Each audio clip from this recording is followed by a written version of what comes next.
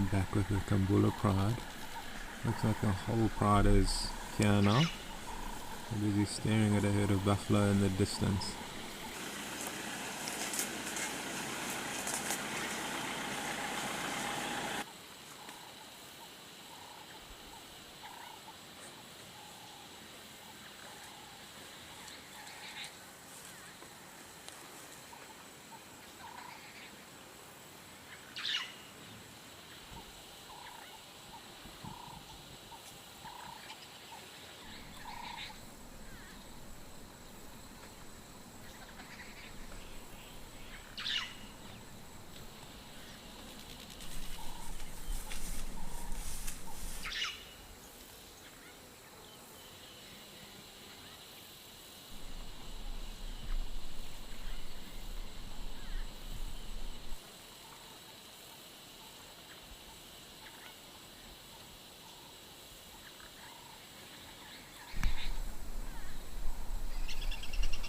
We found these lions following obviously their tracks on top of the tracks of the herd of buffalo. Obviously they've been trailing them the whole night and seem to have been unsuccessful. They did hunt. Now they might give it one last go before the day heats up.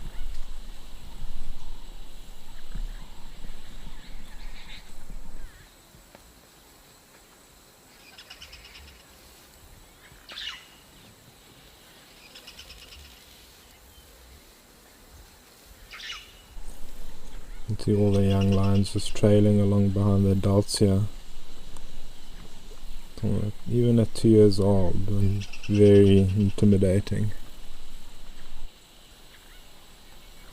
You just see in the distance there the herd of buffalo on the opposite slope. The lions heading towards them. There's an elephant that's making the lions have to do a little detour, as well as myself. But I don't think he'll interfere too much.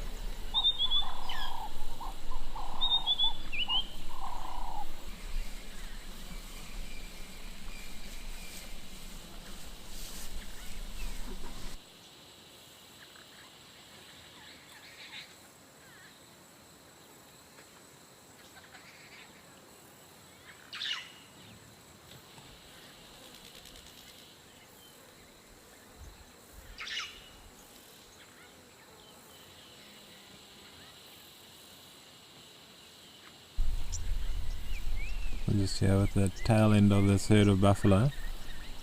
A lot of the herd has actually reached one of the larger waterholes, Buffalo Bush Dam,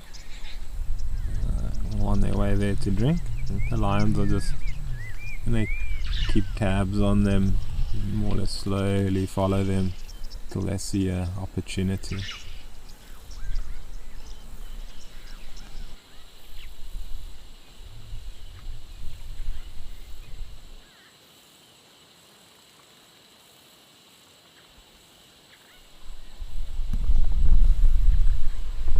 Can't see the lions, but the other vehicle says they can see the buffalo.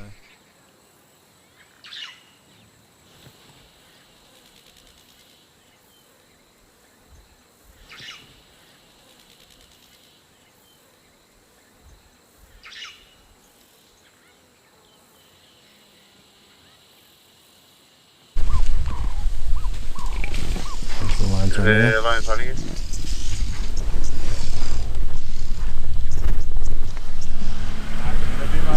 Catch up with where the lions and buffalo run off to. Just regrouping with the lions. They seem to have found something there. Not sure how they found it, but there seems to have been a little buffalo calf strayed behind the herd. The lions have just caught it. Price of pay for being a stray cat.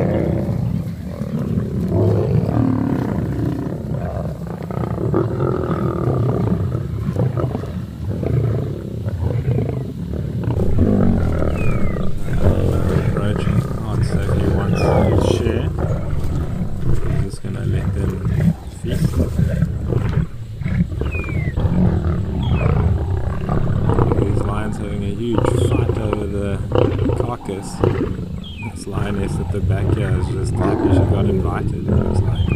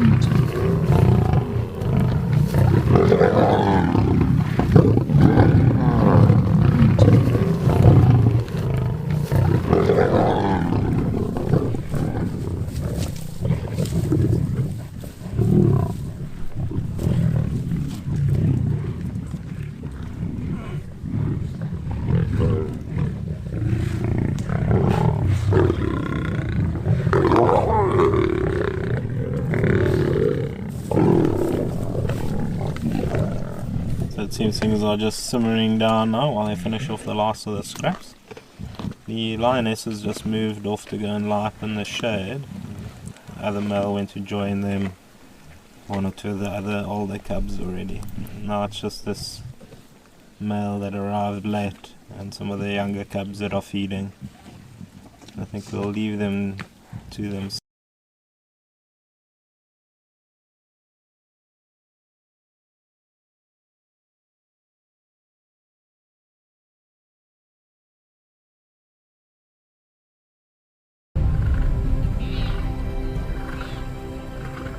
For young Milo, born into the strongest pride in Luangwa, the future looks bright.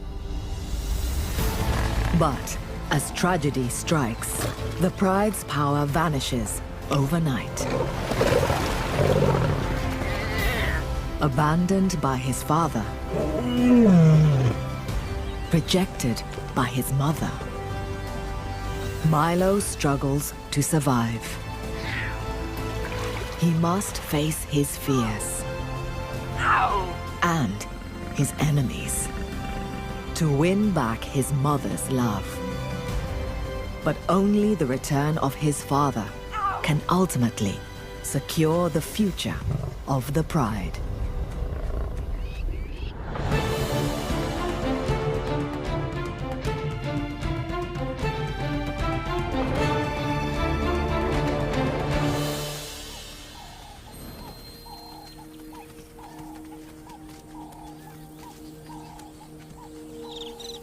This is the Mwamba Pride, a 20-strong family of lions that lives in the vast wilderness of the Luangwa Valley in eastern Zambia.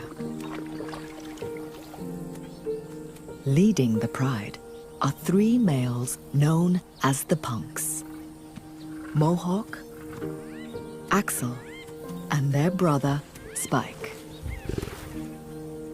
Between them, these 6-year-olds have managed to carve out an impressive territory. It's their job, like all male lions, to protect their pride from danger. Their family is a large one: 9 fully grown lionesses and 6 adolescent cubs. And then there are the latest additions. 2 months ago, one of the lionesses, 5-year-old Mopane, gave birth to a female called Poppy and her brother Milo. They've been born into the strongest pride in the area. So for them, the future should be ensured.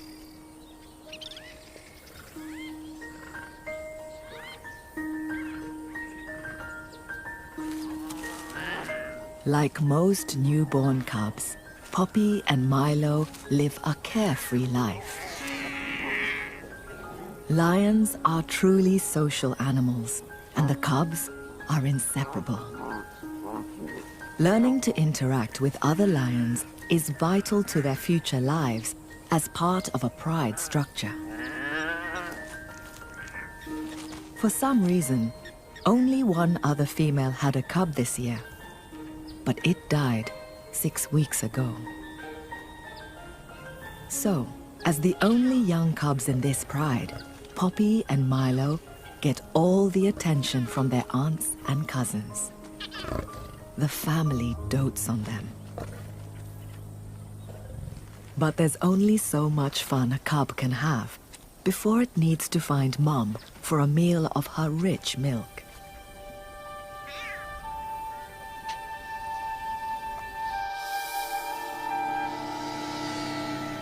It's October, and the temperatures in Luangwa are at their hottest. By mid-morning, it's already over 80 degrees Fahrenheit, and it's only going to get hotter.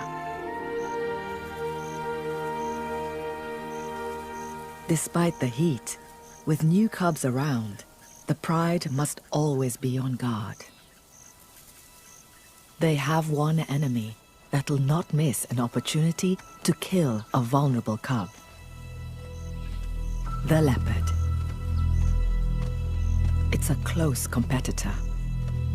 And adult lions are a direct threat to a leopard. So it'll try to kill a lion cub whenever it can. Take them out early and they won't be a threat later. It's that simple for a leopard. To keep the cub safe, the pride makes daily patrols of its territory.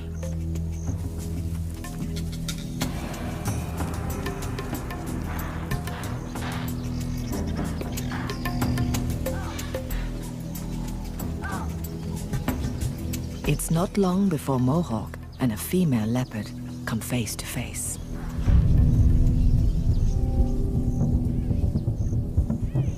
Mohawk means business. If he catches the leopard, he'll kill her.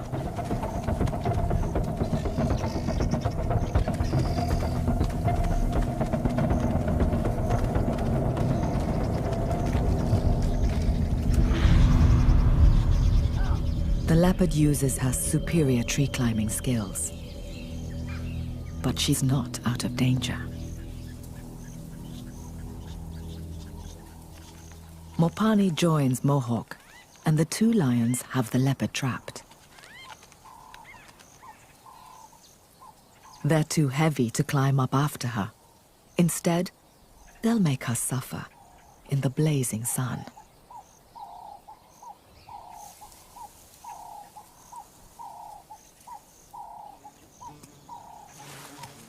Eventually, having made their point, they head home.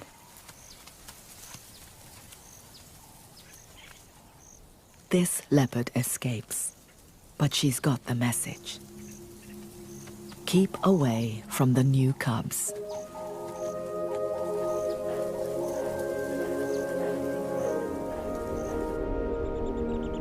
The pride's home is a large territory sprawling over 9 square miles. It's a mosaic of woodland and savanna, hosting a diverse mix of species.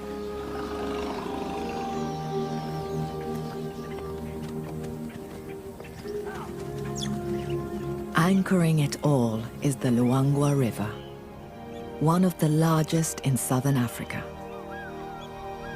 Water is vital in a place where summer temperatures can top 108 degrees Fahrenheit. The Luangwa is the only reliable water source for miles around. Not just for the Mwamba Pride members, but more importantly, their prey. Thirst forces grazers and browsers of all descriptions right onto the Mwamba's doorstep.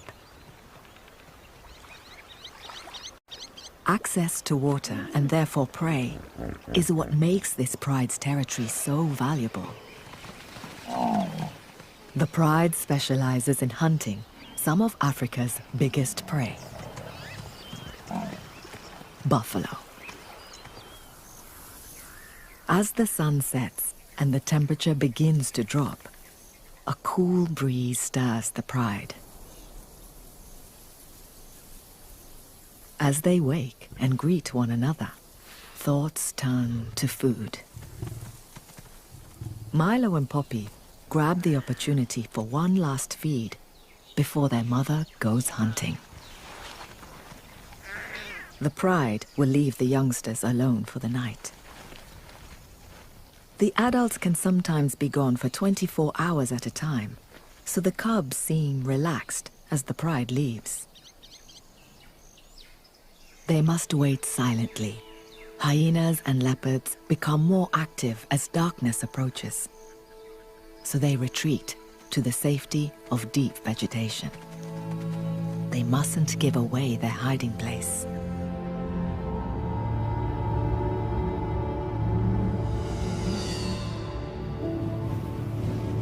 As night falls, the beautiful nocturnal world of Luangwa emerges.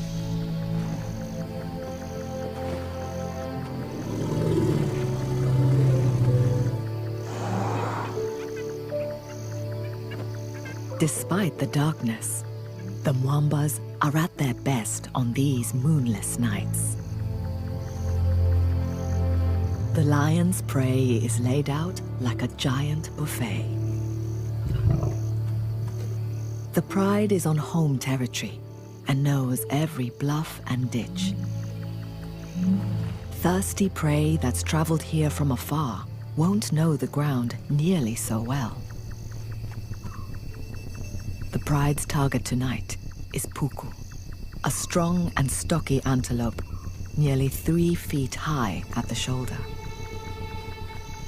They're not large, but an adult provides over 150 pounds of meat. It won't feed the whole pride, but it'll help. The pride spreads out.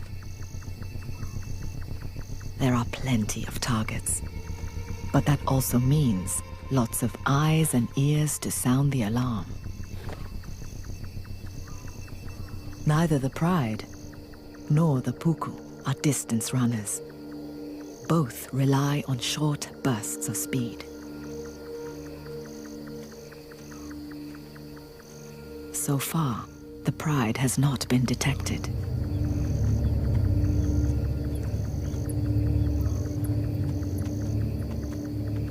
They'll need to get within 30 yards to succeed.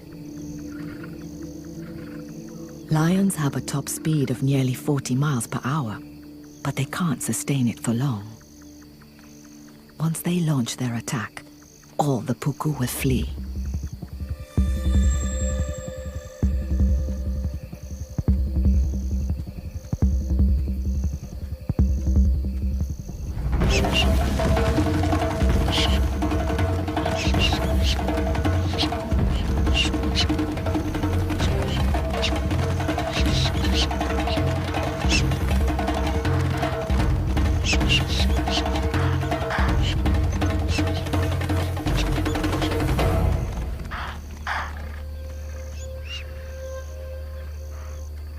Tonight, the puku were faster. The hunt has failed. Prey beats predator. Like all lions, the Mwambas are only successful 30% of the time.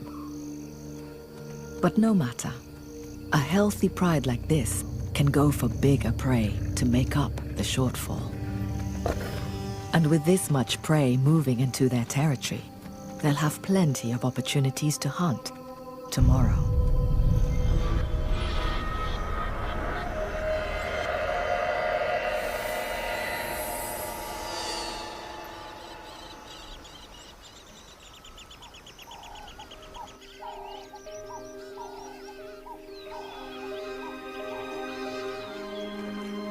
By the time the pride returns, the sun has already risen.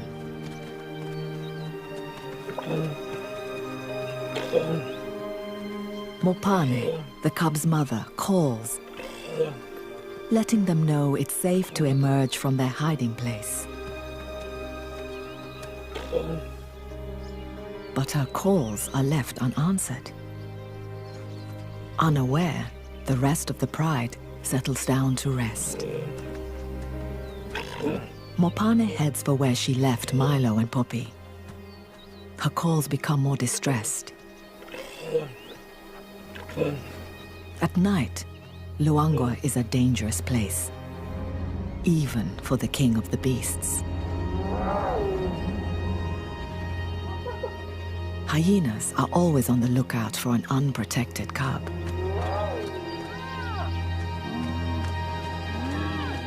And of course, leopards are also on the prowl.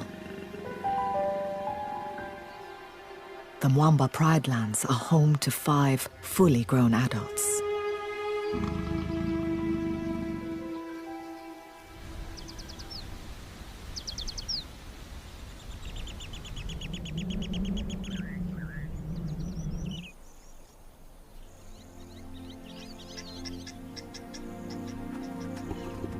Finally, after hours of searching, Mopane returns to the pride. but she only has one cub at her side. It's Milo. One of the night's many dangers has taken Poppy. Milo has lost his only sibling and playmate. He's lucky to survive, but being the only cub left in a pride has repercussions. For the family, Milo is now an expensive investment. It takes the same effort to look after one cub as it does two. So lionesses usually synchronize their breeding, meaning mothers can help each other with parenting duties. Unfortunately, without this help, most single cubs like Milo are abandoned. In only a few hours, the pride's attitude towards Milo changes.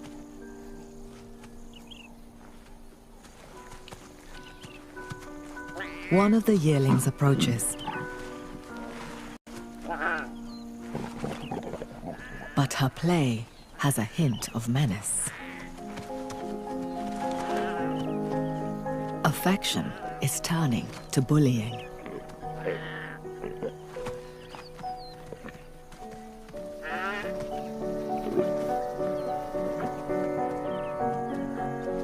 Milo's world has been turned upside down.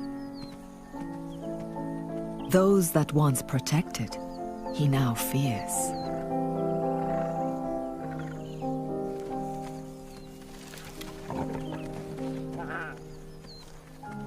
Even Mopane, his own mother, seems not to care, doing nothing to intervene as the yearling toys with her cub.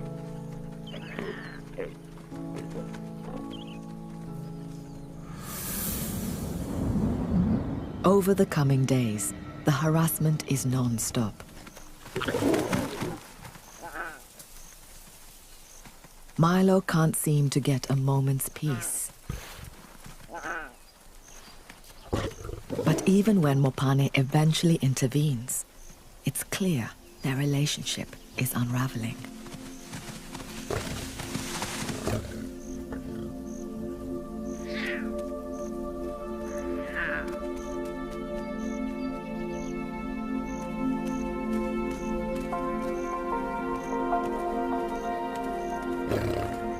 As the days pass, she becomes ever more distant.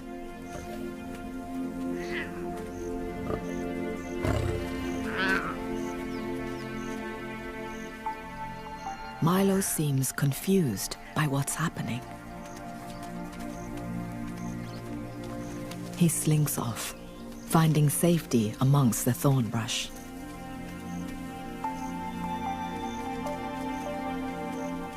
For the first time in his short life, he's truly alone. The loss of Poppy is a turning point for this pride. It has the potential to tear them apart. For male lions, the average time in charge of a pride is only 2 years. And the punks have already been the Mwamba males for 1.5. At 6 years old, they're at their fittest and strongest. They're only going to get weaker as they grow older. Their remaining window of opportunity to pass on their genes is shrinking. So, with only one cub to show for their efforts this year, they're cutting their losses, abandoning the Mwamba pride to find new females. For Milo and the pride, the loss of their protectors is a disaster.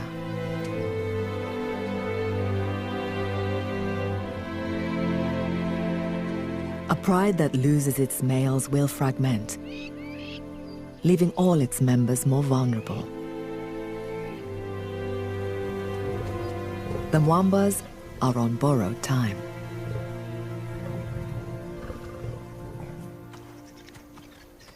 The punks strike out in the search for new females to carry their line. Their journey takes them east, across the river that marks the edge of the Mwamba's territory.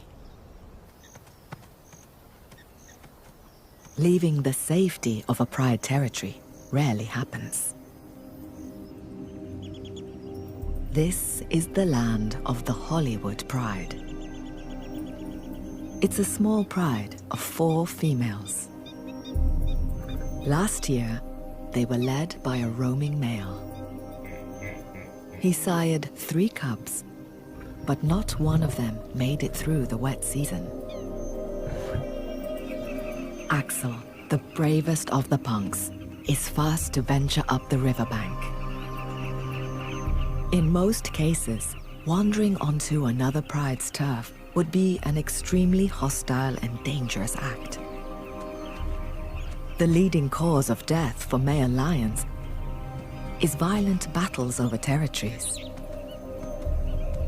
Initially, the punks are wary, taking a cautious approach. They roar to signal their arrival.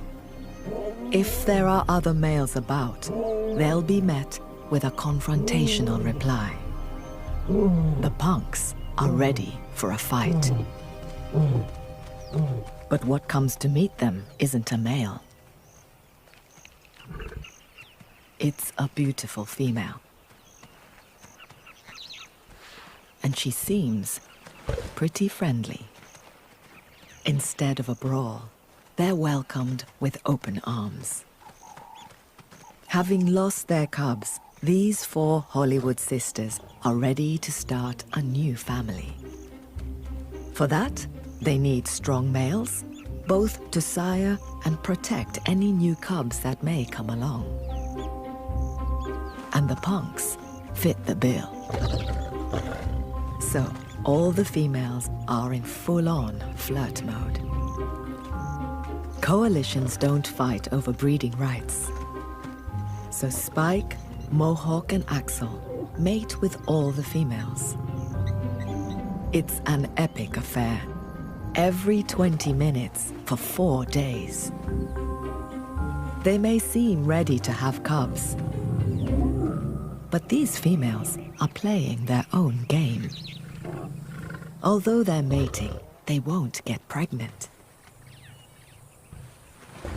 They're in false estrus, a survival mechanism to prevent unknown males from fighting with them or their family.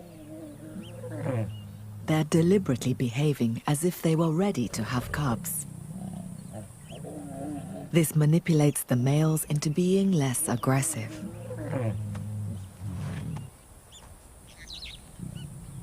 Mating might also help create a bond with the punks and entice the brothers to stick around, forming a lasting pride with the sisters. But there's a trade-off. Now, the sisters will have to share their food with the punks. The Hollywood pride's territory is rich in prey. Impala, kudu, and warthogs. They're the only members of the pig family to feed predominantly on grass. But they have a hard time bending down low enough to graze. Horny knee pads help them shuffle about on their knees instead.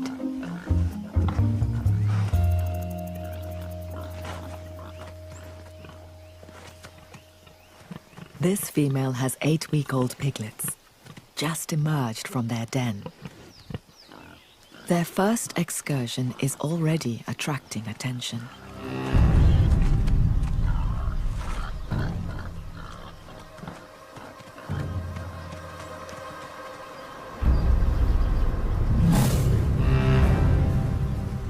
One of the Hollywood sisters has spotted them. But have they spotted her? They have.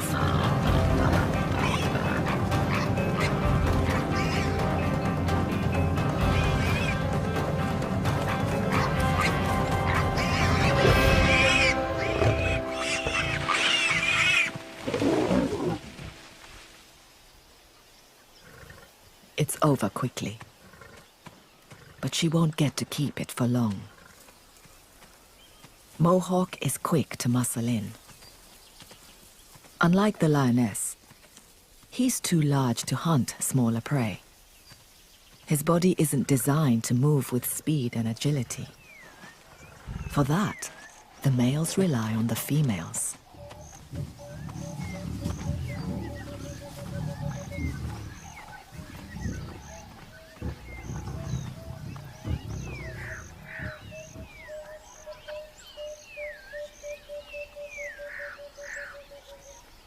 The Hollywood lioness forfeits her prize.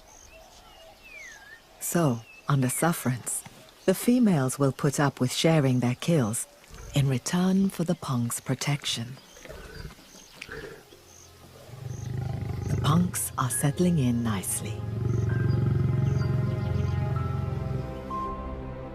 5 miles away, for the Mwamba lionesses, things are going from bad to worse. They've lost their males. They've got 6 adolescents to feed who are too inexperienced to be much help with the hunt. And they have a young cub, Milo, who's struggling to keep up. The dry season should be the time of plenty for lions. With game concentrated around water, hunting should be at its easiest. But they're failing to make enough kills to feed the 16 remaining members of the pride. Everyone is hungry, and soon Mopane won't have enough milk for Milo. If she goes 5 days without food, her supply will dry up. To feed everybody, a pride this size should be catching these. Buffalo. The biggest, meanest grazers in Africa. Weighing over 1,200 pounds, with a hide like armor and horns that are designed to impale and flip a lion. They're not to be underestimated. Lionesses might have speed and agility, but to bring down buffalo, they need the weight and power of the punks. It's a common misconception that male lions don't hunt. They do, but only when the prey demands it. With their bigger bulk, male lions can help drag down buffalo, enabling the lionesses to move in for the kill. So the Mwamba lionesses are really missing the punks. Despite repeated attempts to hunt buffalo, they can't manage to bring one down. But in their desperation for a meal that will feed the entire pride, they have to try again. Clouds form as evening comes. It's time to go hunting once more.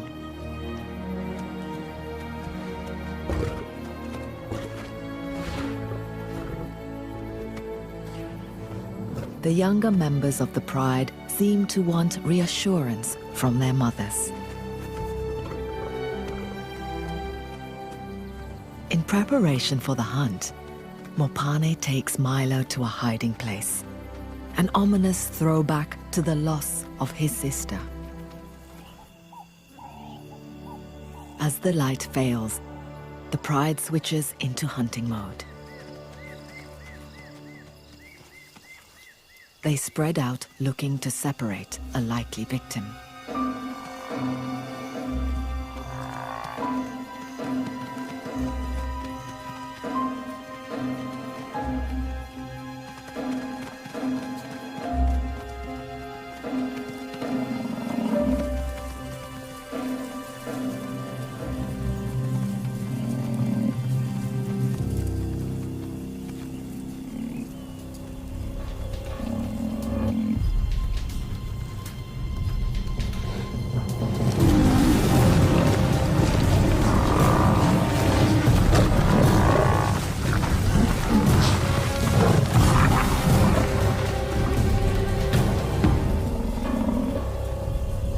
Managed to single one out.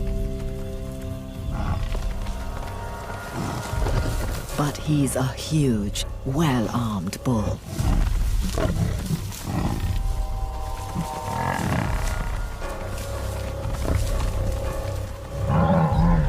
They can't seem to get close enough, held back by swinging horns.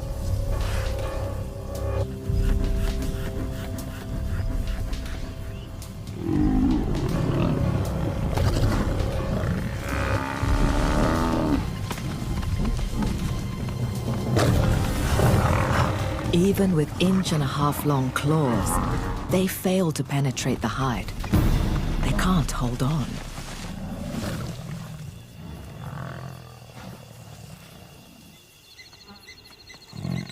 The buffalo escapes to the safety of the marsh.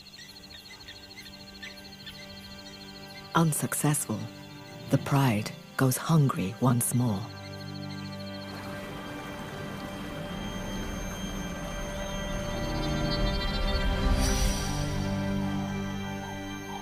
Dawn breaks to find Milo still alone in the brush. With the pride needing to hunt the entire night, this is becoming all too common.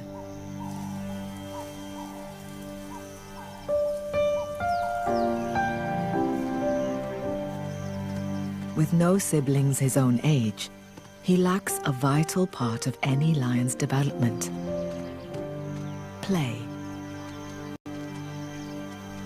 The rough and tumble of play fights helps predators learn to tackle prey. All Milo has to wrestle with is a stick, but it offers little resistance.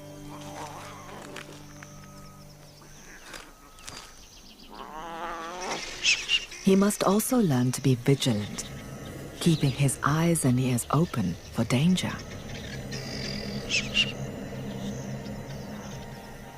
And there are few things as dangerous to a young lion cub as this.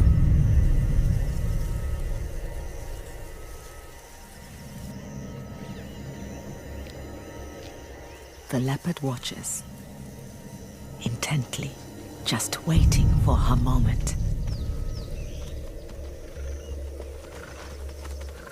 Luckily, the pride returns from the hunt just in time. With this many lionesses about, the leopard won't try anything, for now. But as Mopane and the pride spend more time away hunting, and their relationship with Milo becomes more distant, the more chances the leopard will have.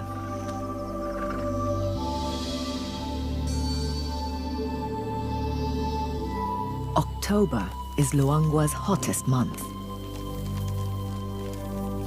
But change is coming. It hasn't rained since May, but the skies are darkening. The drought is about to break.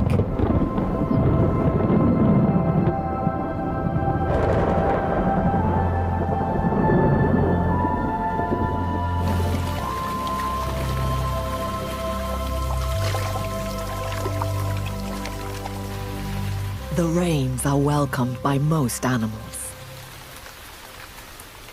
but not the lions.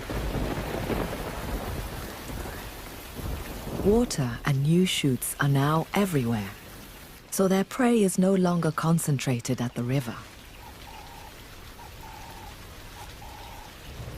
For the Mwambas, whose males have been AWOL for nearly a week, catching enough food is already difficult. Now, it's going to get harder. It's been days since the pride last ate, and Mopane's milk will soon run dry.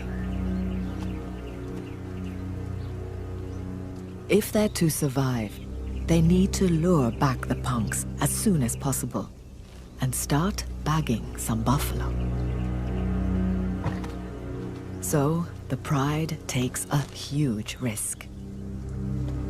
Led by Mopane, they travel east in search of the males. they'll have to cross the river and enter the Hollywood Pride lands. If Milo can't keep up, he'll be abandoned.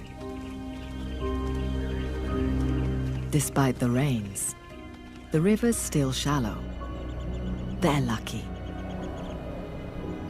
But deep water isn't the main danger. These are croc-infested waters. Huge numbers patrol the river, seeking opportunity. These are Nile crocodiles. At over 16 feet, they're amongst the largest crocodiles in the world. They may not have eaten for weeks, just waiting for a chance like this.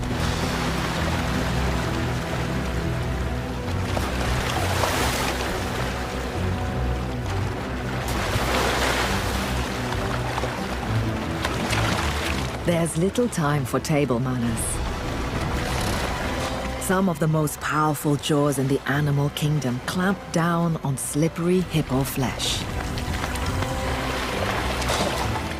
Then, with muscular tails, they spin on their axis and twist off a mouthful.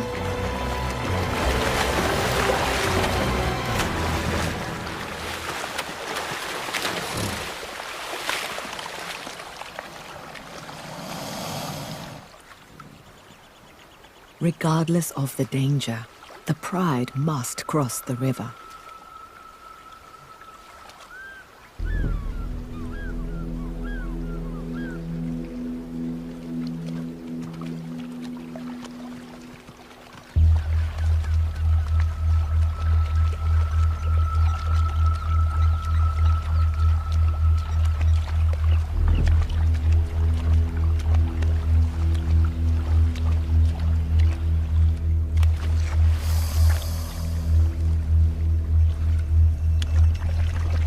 Someone's been left behind.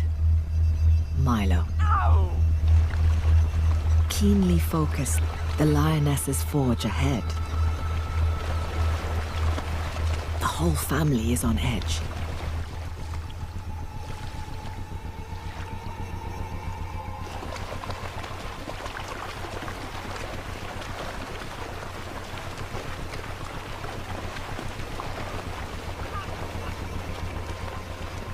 Milo is petrified. He's never seen water like this before. And Mopane doesn't seem to care.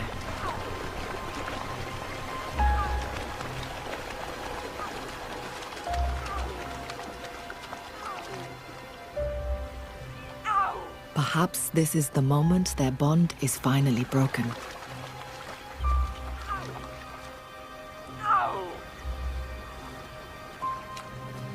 But something draws Mopane back.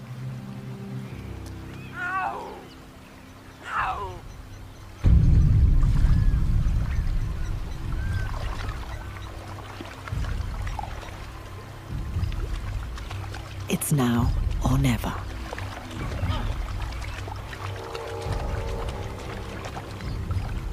But the worst possible thing he can do is stop.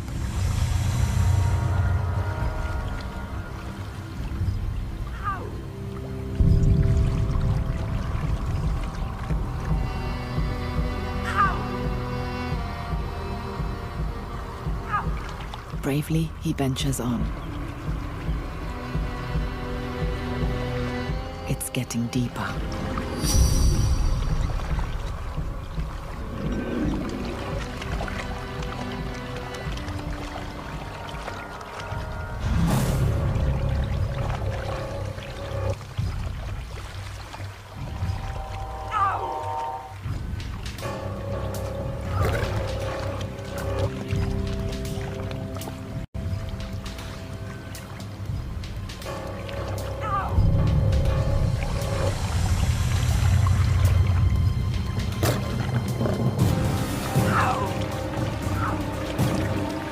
Milo must swim if he's going to make it.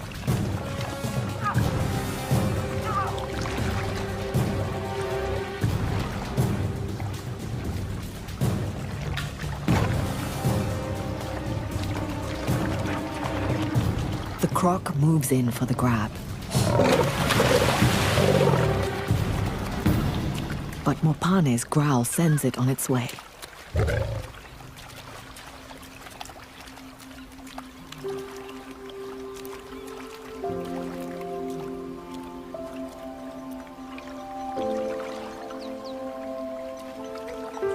An external threat to her cub has triggered her maternal instincts.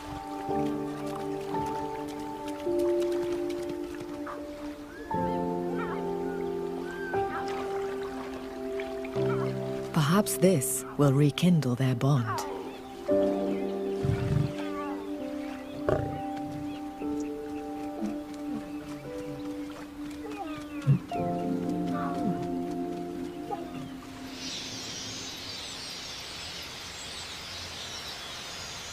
Having survived the river, the pride has a new hurdle.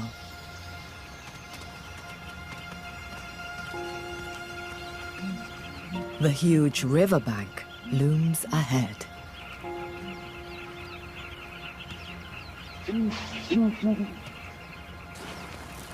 It's barely passable for the adults.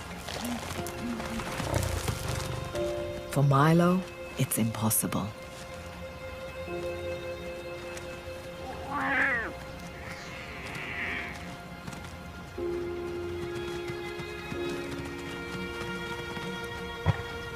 Once again, he's left behind.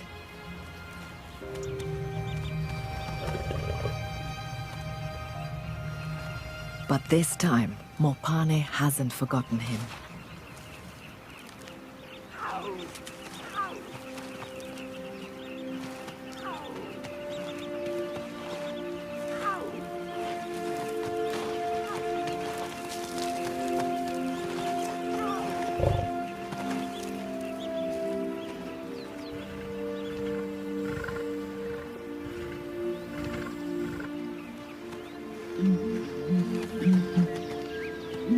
Gently, she carries her cub to safety.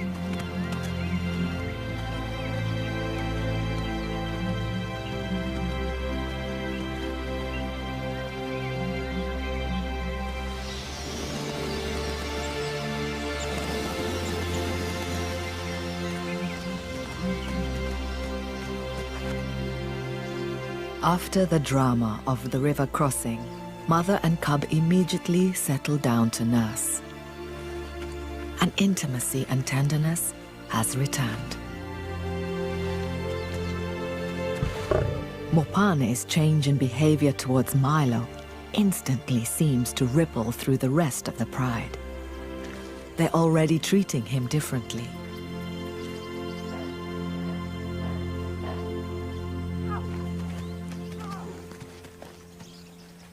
One of the yearlings initiates the greeting ceremony. Head rubbing and raised tails are a lion's way of showing they mean no harm. Their family's bond has kept the pride together, but they still need the male's hunting abilities and protection to ensure it succeeds. That's what's brought them across the river.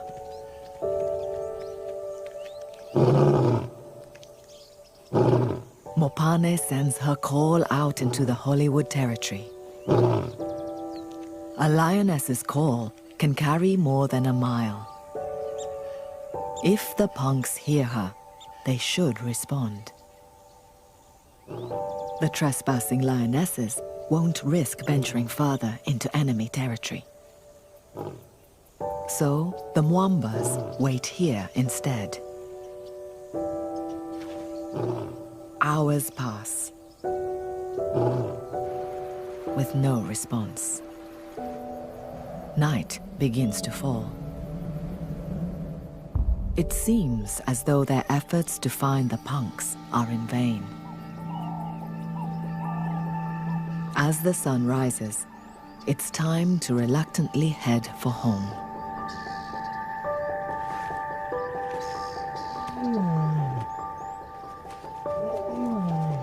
But a familiar sound cuts through the still morning air. It's Mohawk. and following closely behind is Axel.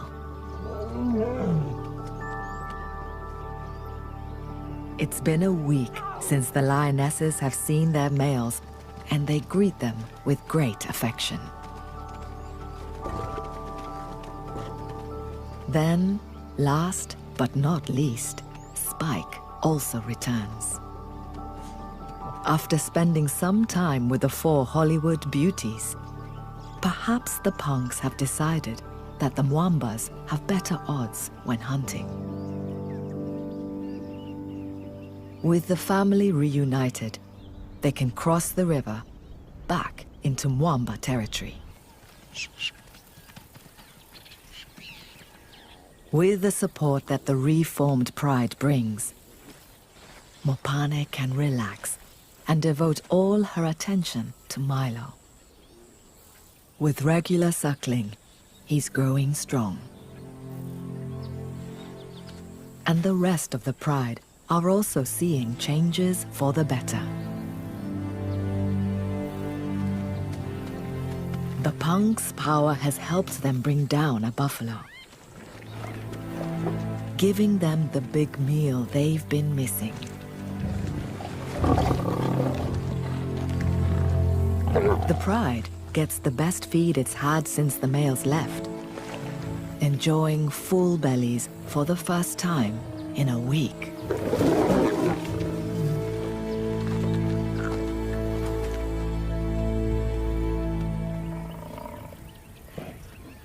And there are other signs the family is back on track. The lionesses seem receptive once more.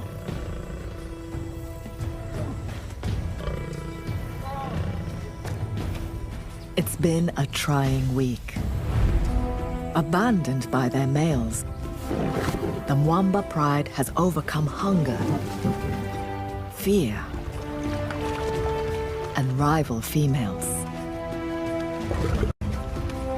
For Milo, the loss of his sister and rejection by his mother could have meant his time was up.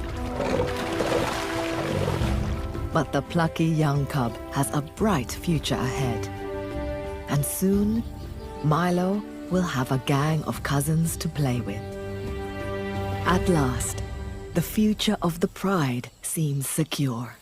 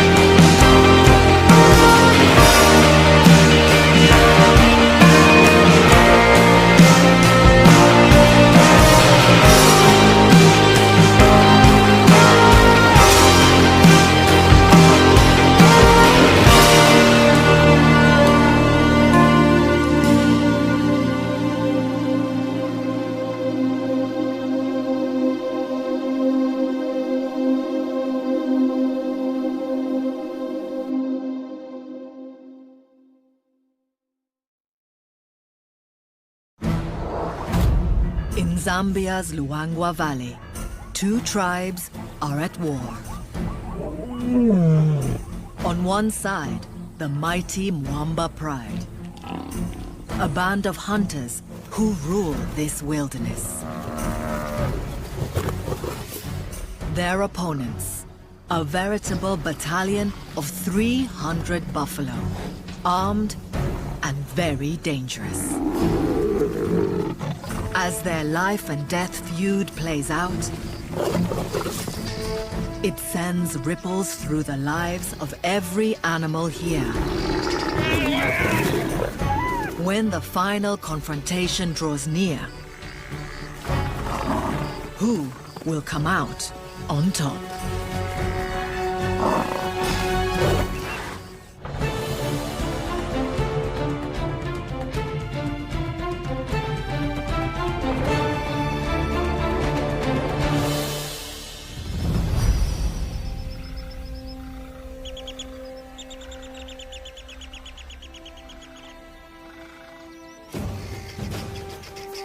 This is the Mwamba Pride.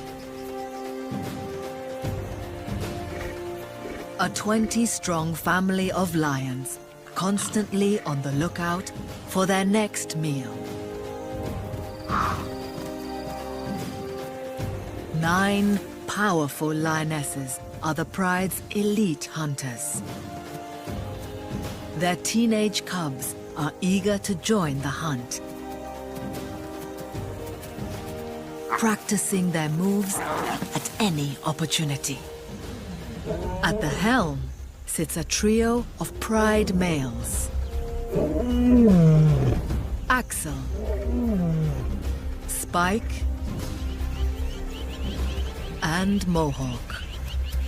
These fearsome beasts are the most powerful lions in the land and rule a prime territory in the heart of Zambia's Luangwa Valley.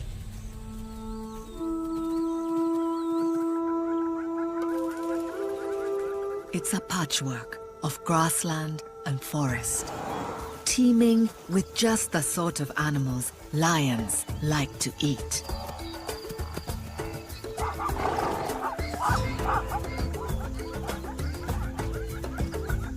Running through it is the broad Luangwa River, a lifeline for everything here. The Mwamba territory occupies 9 square miles of the West Bank.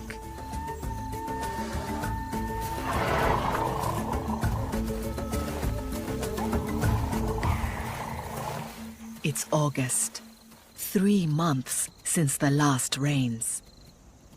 2 more until the next. At this time of year, prey has no choice but to venture to the river to drink. And with their well-appointed riverside real estate, the Mwambas are in the perfect position to reap the riches of the dry season.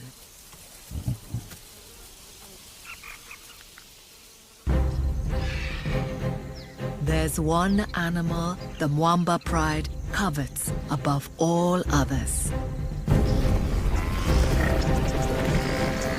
buffalo. But this ultimate prize is also the deadliest. These 1-ton giants are lion killers, with hooves that trample attackers into the dirt, and horns that rip through flesh.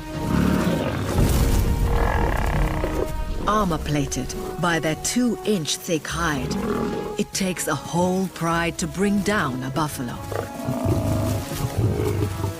Not something to undertake lightly.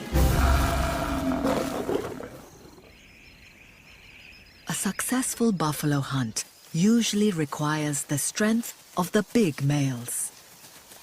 The lionesses specialize in smaller prey.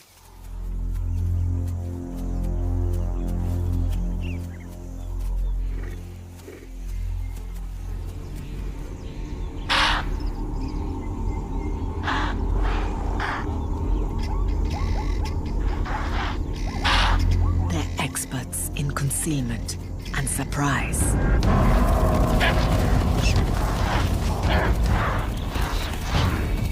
And this patchwork landscape is full of hiding places. The prey's only hope is to run. Like all lions, the Mwambas lack the stamina for a long chase. But once night falls, the lioness's vision gives them the advantage.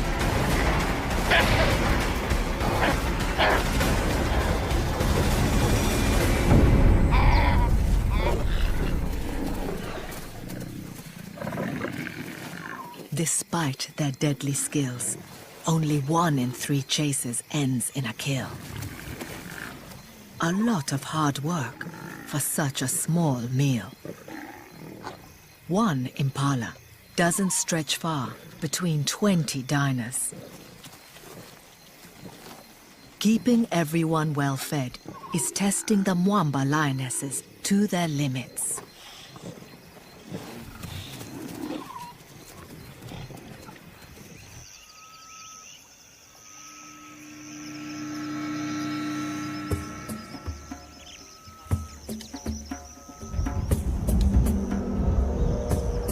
By the following afternoon, the pride is hungry again. This time, pork is on offer rather than venison.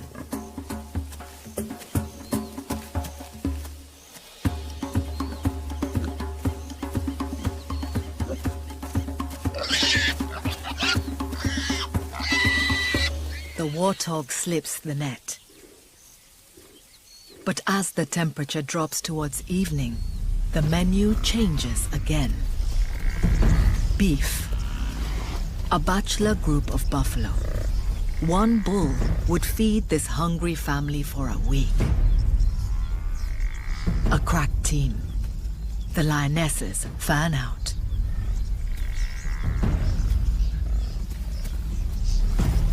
Their movements are coordinated.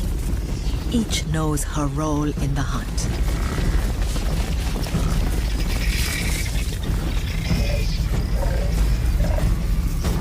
They isolate a bull.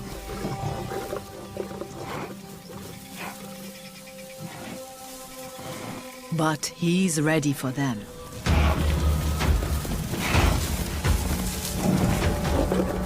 The Mwambas must stay out of range of his wickedly sharp horns.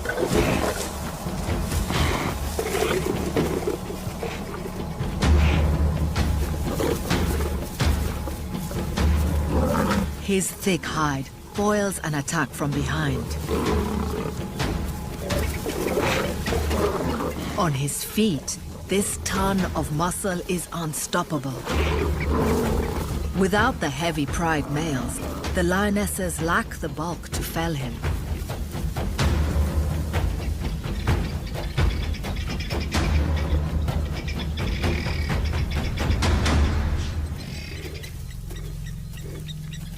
Spike arrives.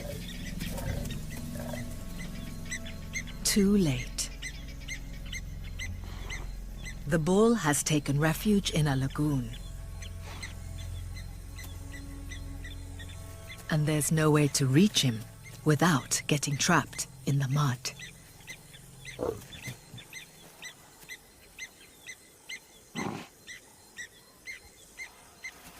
Abandoning a lost cause, the hungry lions head off to hunt elsewhere. By daybreak, the buffalo is long gone. And the lionesses bear the marks of their bruising encounter. In the days that follow, kills are few and far between. The hungrier these lions get, the more tempting the sight of a buffalo becomes.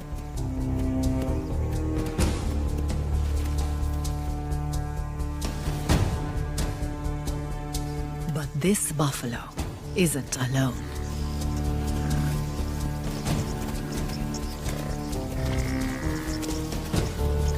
A herd 300 strong has crossed into Mwamba territory. It's dangerous ground, lorded over by known buffalo killers. But the Pride lands hold rich grazing and access to water. The buffalo soldiers must take the risk.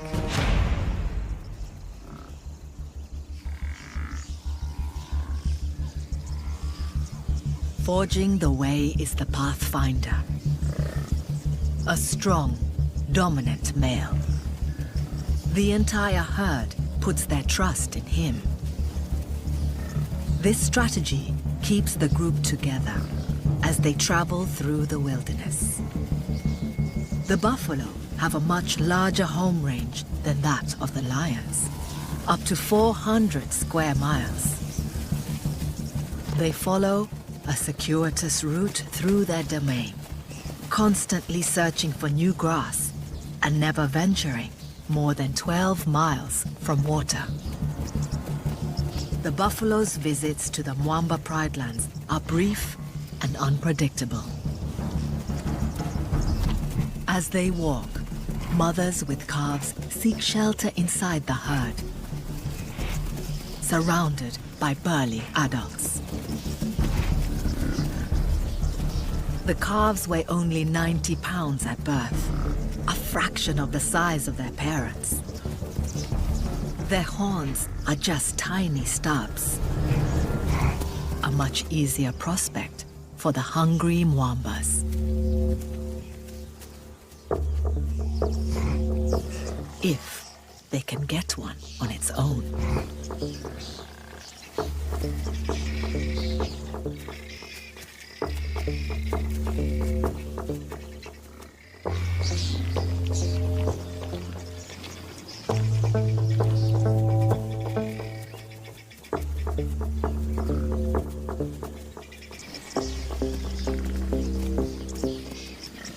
Impala and warthog would have run by now.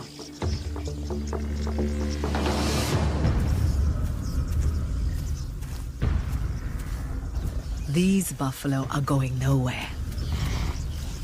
Instead, they close ranks around the calves. And then turn the tables.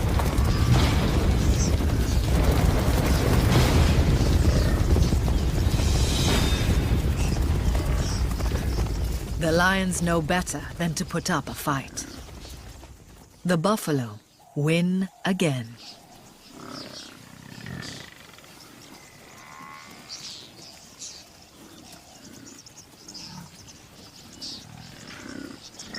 Banding together safeguards the next generation. It also protects adults who might not survive on their own. Lions and buffalo are old foes. The herd treads the same well-worn paths through the Mwamba territory several times a month. They're lion savvy. A missing tail is a sure sign of a lion encounter. But this knowledge cuts both ways. The lions know what it takes to bring down a buffalo. They must choose the right time and place to shift the odds in their favor. The buffalo will only be in their territory for 2 or 3 days before moving on. The Pride's best option is to shadow the buffalo army and look for a chink in its armor.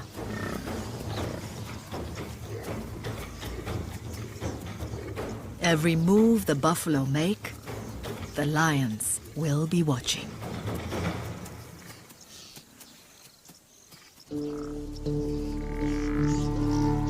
The herd marches on through the Mwamba lands, driven by the need to find food and water. Buffalo are long grass grazers, eating plants too dry and coarse for most other herbivores. Their pathfinder seeks out patches of tall grass.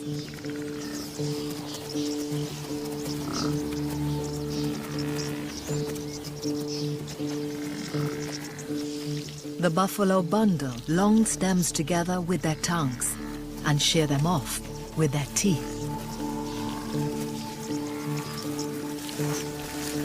Other long grass grazers, like zebra, tag along with the buffalo battalion.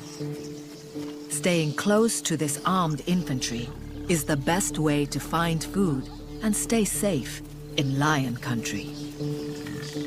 The relentless trampling and grazing of hundreds of buffalo keep this grassland open and stop the forest from encroaching.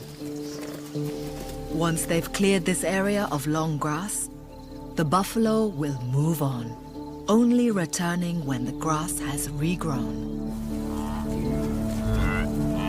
Wildebeest and other antelope that eat short grass follow in the buffalo's wake, lured by the promise of newly exposed grazing.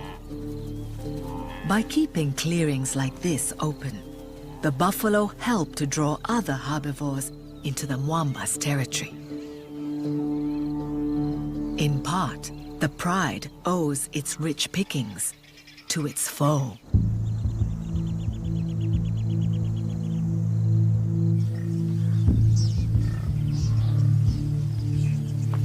By their second day in Mwamba territory, the buffalo have attracted other hungry eyes.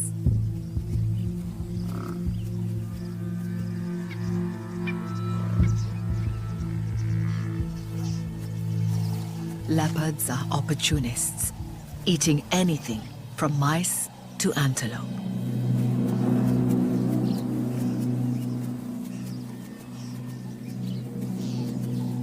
This big male could take down a buffalo calf, given half a chance. Rumbled. Guinea fowl, foraging on insects disturbed by the herd, are excellent bush sirens.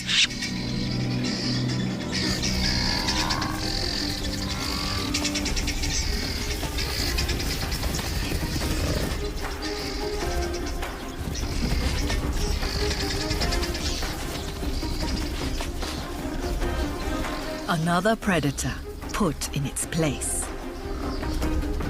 It's a lesson for the hungry lions. A surprise attack is not an option.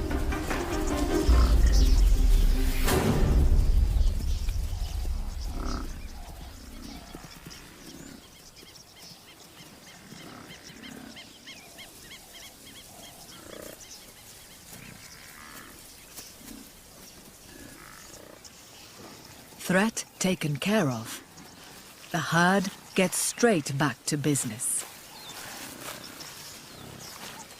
Each adult buffalo needs 30 pounds of fodder a day.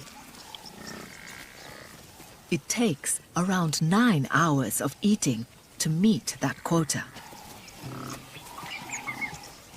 The lions aren't the only animals after the buffalo's blood.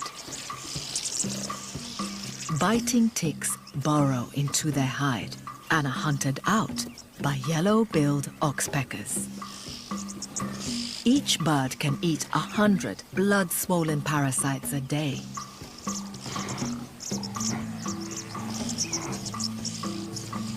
Wherever they're hiding. The birds aren't just being good Samaritans.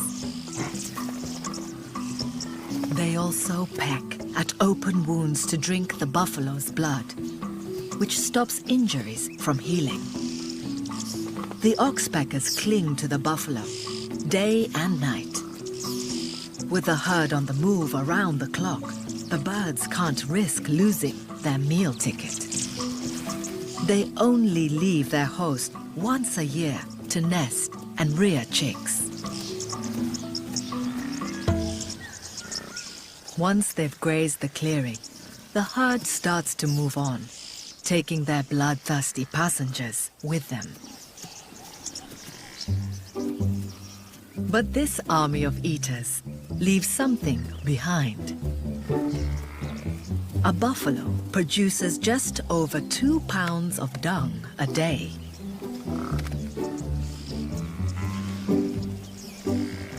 This herd of 300 can drop 1/3 of a ton. Nutrients in the droppings fertilize the soil, spurring the growth of new grass. This will draw the buffalo back into the Mwamba's territory again in a few months' time.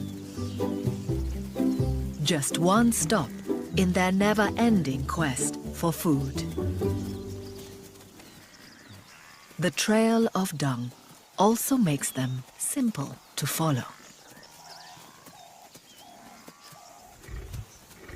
The herd doesn't just come to the pride's domain for the good grazing. Buffalo have to drink every day. That long grass is coarse and doesn't contain the moisture they need.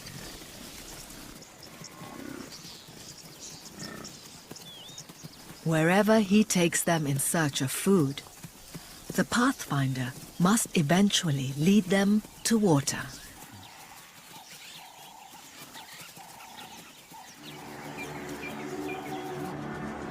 In the dry season, the banks of the shrunken Luangwa River are steep. Access points where 300 buffalo can reach the water to drink are few and far between. And the Mwamba Pride territory is centered around just such a place.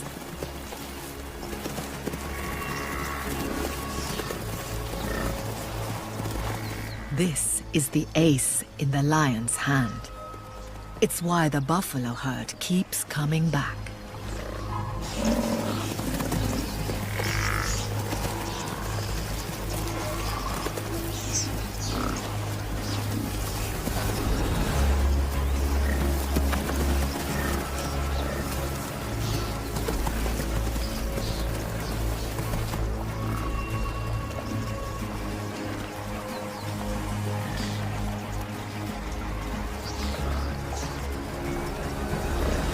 Each thirsty buffalo needs 9 gallons a day to sustain it.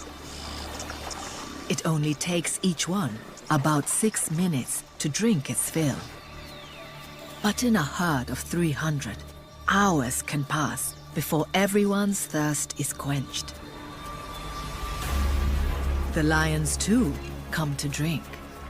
But water does little to blunt the pride's growing hunger. The buffalo seem like sitting ducks. But this is not the place to launch an attack. In such wide open terrain, there are no hiding places for the lions, and plenty of escape routes for the buffalo.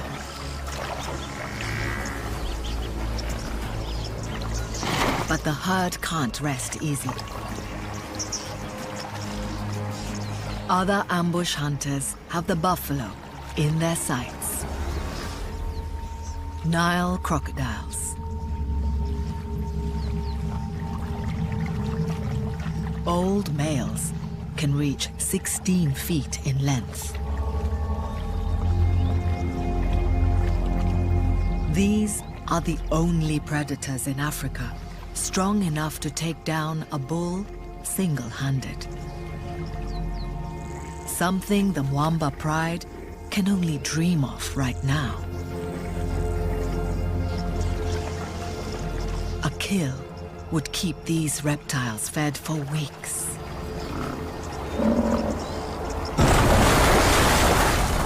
Missed. But the shock of the attack causes panic.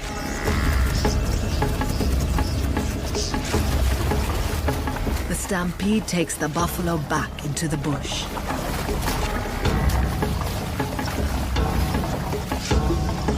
The lion's preferred terrain.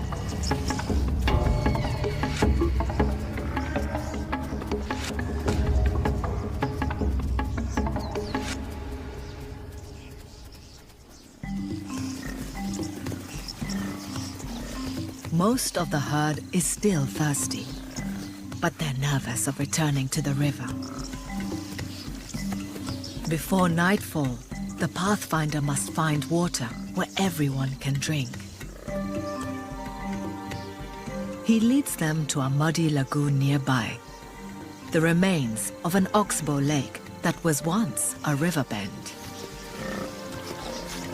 It's too shallow to hide crocodiles, but it's in full view of the Mwamba's favorite shade trees on the far side. The buffalo smell the lions before they see them. Their eyesight is good, but their sense of smell is even better. The buffalo know the lions won't risk crossing the deep mud to attack. And there's no cover for them to slip round the back of the herd. At last, the buffalo can quench their thirst. While the oxpeckers mine their ears for oil-rich wax. Where the lagoon is deepest, older males indulge in a little pampering. Their thinning hair no longer protects them from the sun and biting flies, but the soothing mud offers relief.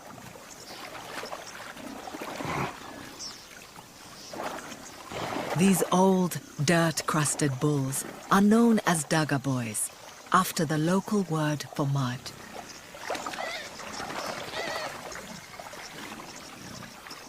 Past their prime, they live on the fringes of the herd. If the hungry Mwambas are ever going to bring down a buffalo, a Daga boy may be their best hope.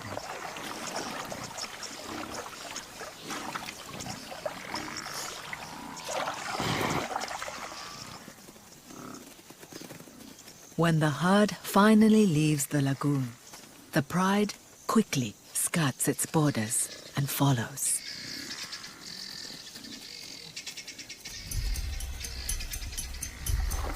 In their eagerness, they miss a golden opportunity. A pregnant female trapped in the deep mud.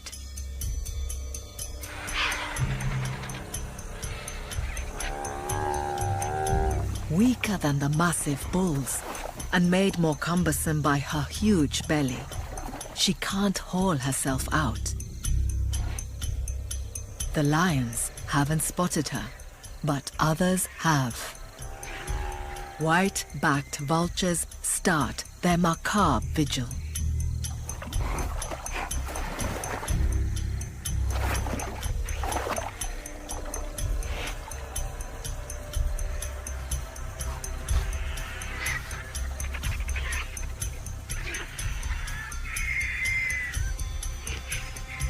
A clan of hyenas spots the birds a mile away.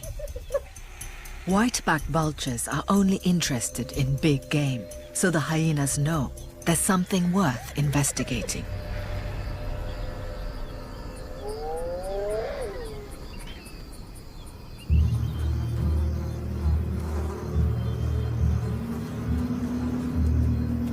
The gang arrives under cover of darkness. They're trespassing on Mwamba turf. The pride and the clan are deadly rivals.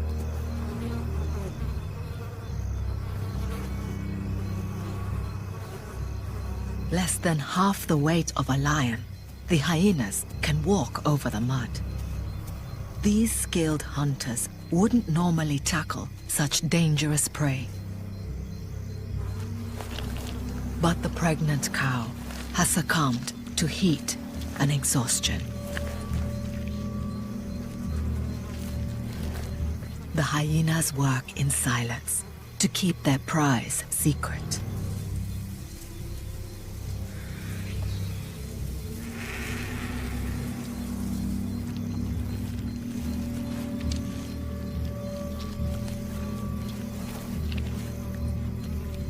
Each of them can bolt down more than 30 pounds of meat.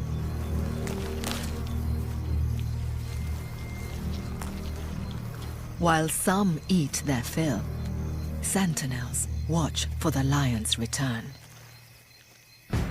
Oblivious to the feast they've just missed, the Mwambas are a mile away, on the trail of the rest of the buffalo.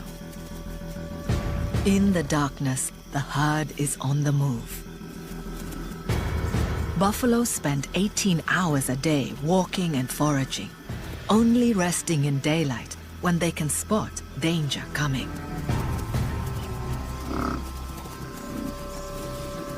This time, Spike is hunting with the lionesses. It could be just the edge they need. The wary buffalo close ranks, leaving no outliers vulnerable to attack. Blinded by night, the buffalo still stare their enemy down. Even with a male in tow, the lions know better than to attack this formidable garrison. The darkness enhances the lionesses' hunting skills. Their eyes are 7 times more sensitive than humans, picking up and amplifying glimmers of light from the moon and stars.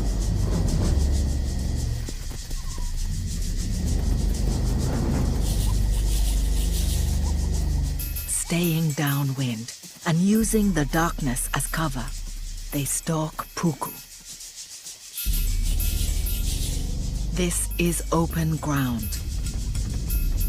In daylight, the puku would be long gone.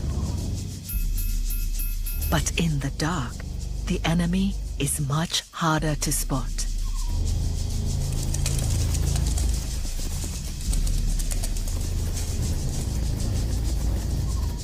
The lions can't maintain a top-speed chase for long.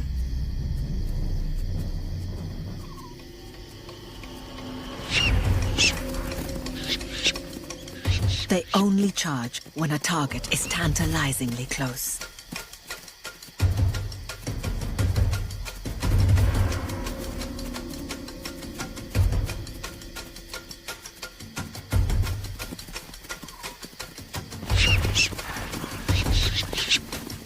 With the teenagers in tow, there's no coordination to this hunt.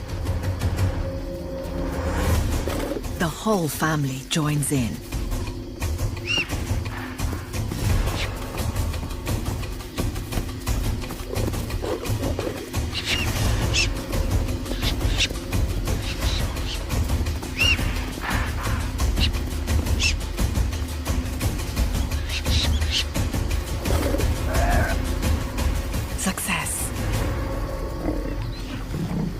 But again, there's barely enough to go around.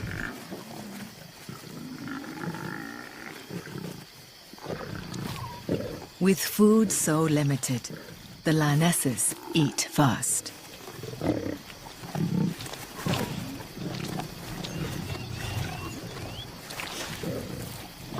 The teens are left with scraps.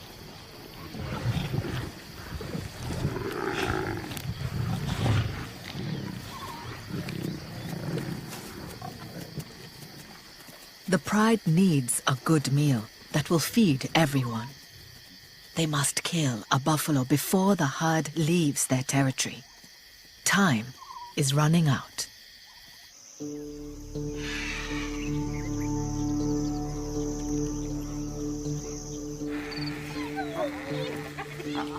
Back at the lagoon, the hyenas have made short work of the trapped cow.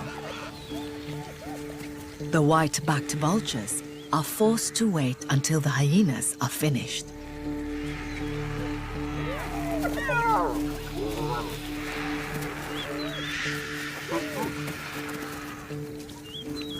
They were first to spot this bonanza, but they must make do with leftovers.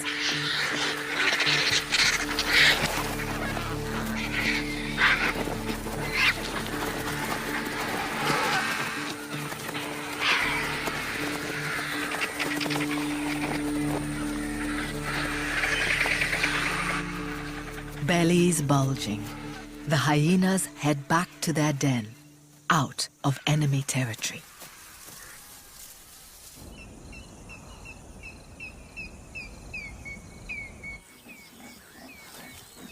The mwambas are worn out. Tracking the herd is taking its toll. Right now, the priority is to conserve energy and keep cool. As the morning heat intensifies, the only sign of life is a flock of red-billed quelea.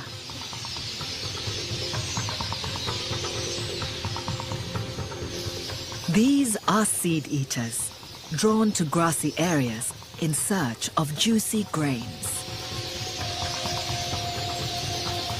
The buffalo's frequent grazing in the Mwamba's territory means there is plenty of grassland here.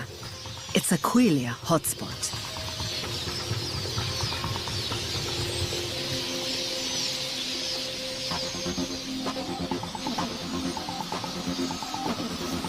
As the grass seed ripens, the birds reach plague proportions. Lions have been known to raid quelea nests in low branches and eat chicks when times are hard. Things aren't that bad yet for the Mwambas. Right now, this pride only has eyes for buffalo. In the mid-morning heat, the pathfinder leads his herd back to the lagoon to drink. The fate of their unfortunate comrade is forgotten.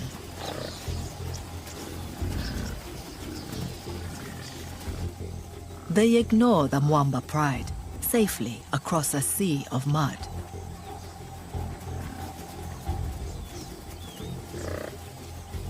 All the hungry lions can do is watch.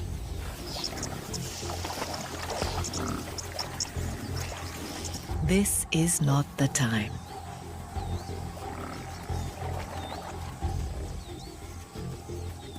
Then, unexpectedly close,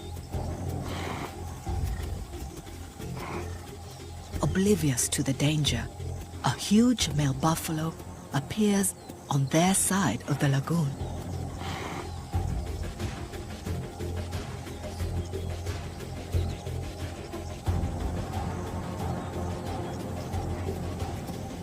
All eyes are on him.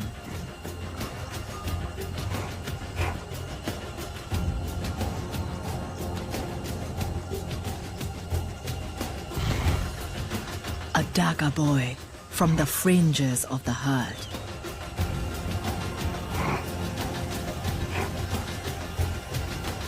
This is the opportunity the pride has been waiting for. And this time, they have everyone they need for a takedown.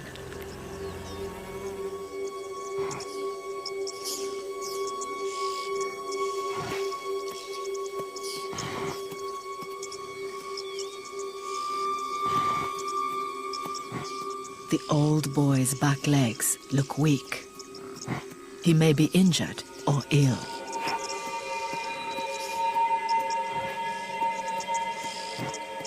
A healthy adult can easily outrun a lion. But this loner is vulnerable.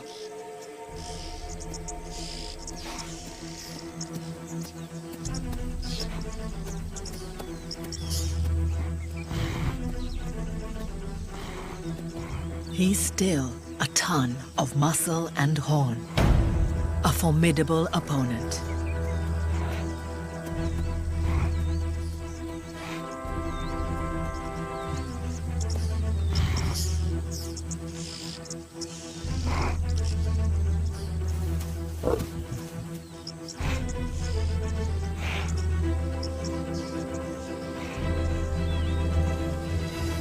The lionesses are ready to attack, but they need the weight and strength of a male to win the day. Spike steps up.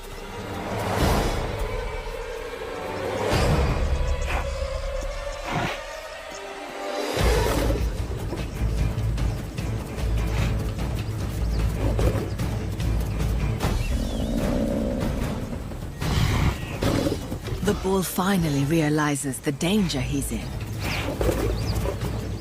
The herd, his only possible source of help, retreats. They must keep the cows and their calves safe.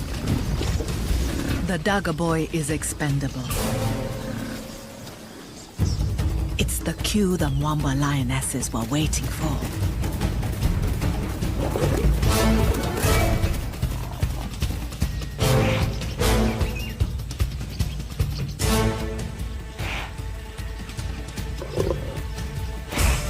They distract the bull.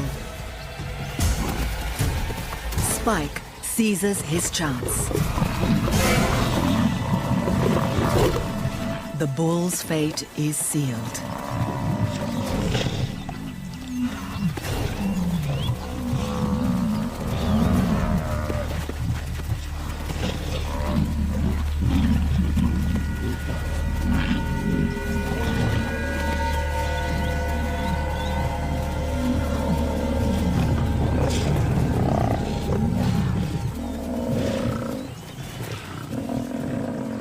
Mohawk ambles over.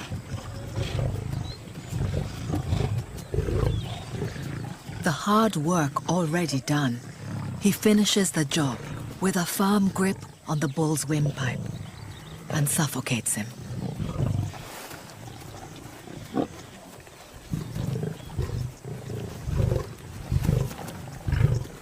The bull's thick hide means the lions can't go in through his stomach, as they would with other prey. They target weak points on his muzzle and at his rear end.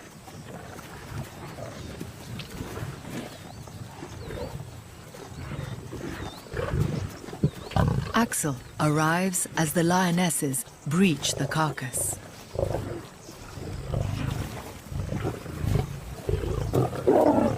He's played no part, but as a defender of the pride, he can claim his share. There's plenty for all. At last, the pride has the big meal it so desperately needs. Even the teenagers don't need to wait their turn.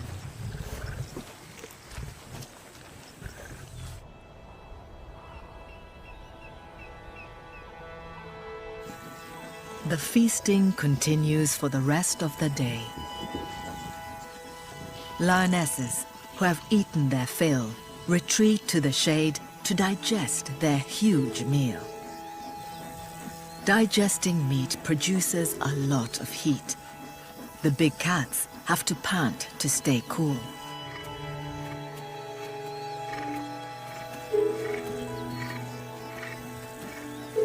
A male like Mohawk can eat almost 100 pounds of meat in a single sitting.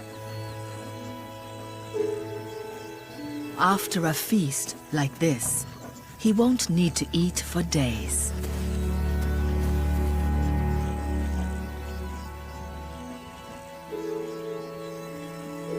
And there's plenty of meat still left on the carcass for the ravenous teens.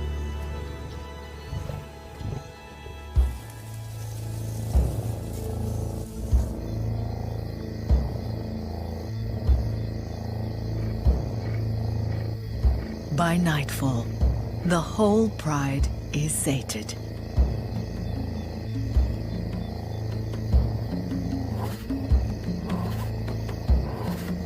As they sleep off their epic meal, intruders arrive. The clan's running a risk coming here. Lions will kill to defend a carcass. But the Mwambas are so bloated, they barely stir.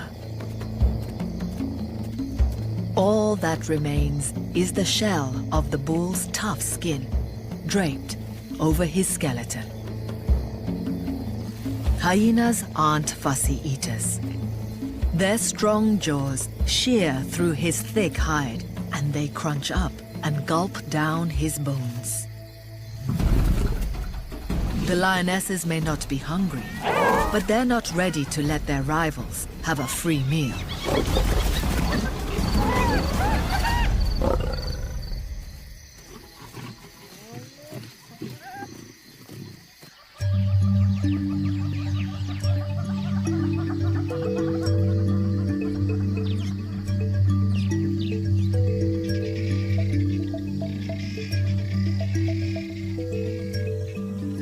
Dawn reveals all that's left of the huge old bull.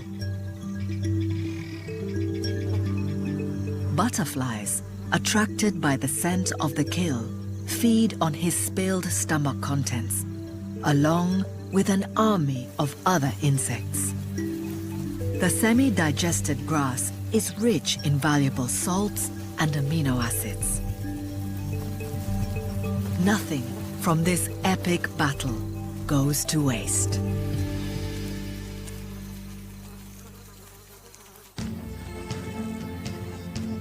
The victorious lions rest together, their hunger finally satisfied.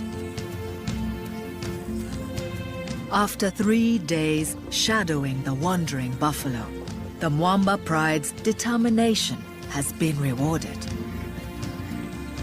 They faced their most dangerous adversary and won. It's time for the buffalo to leave Mwamba territory in search of pastures new. They've lost 2 of their number, but have done well to protect their calves. They set off once more along well-trodden trails. Eventually, they'll be back, and the Mwamba pride will be waiting for them.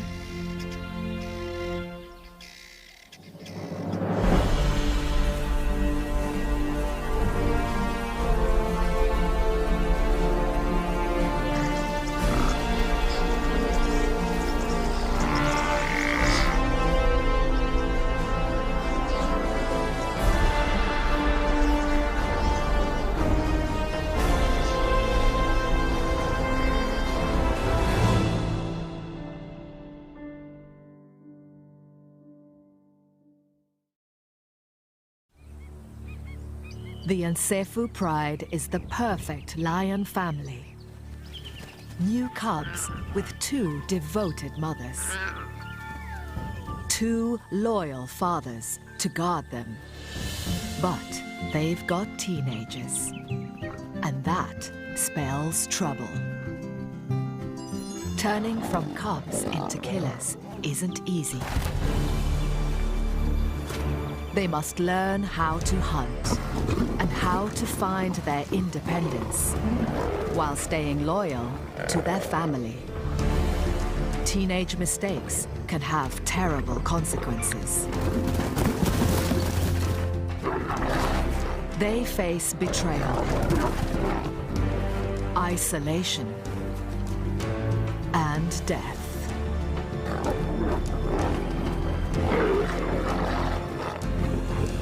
Theirs is a journey into adulthood through the trials and tribulations of teenage pride.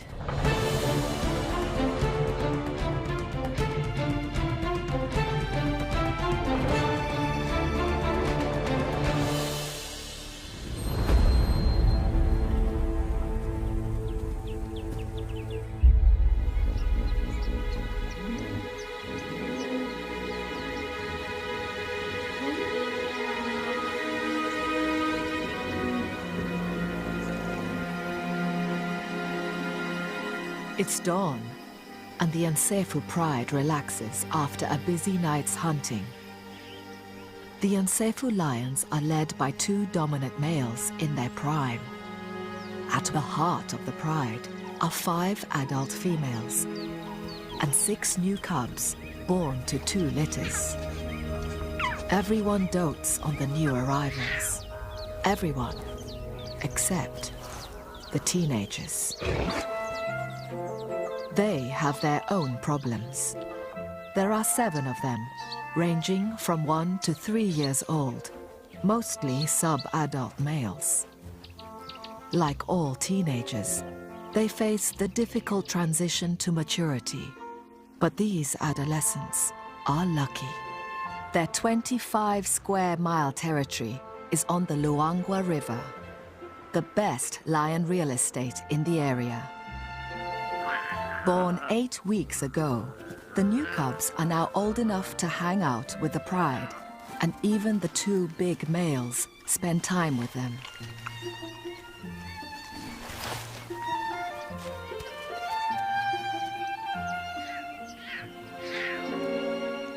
The previous year's young are all ignored, so they formed a gang.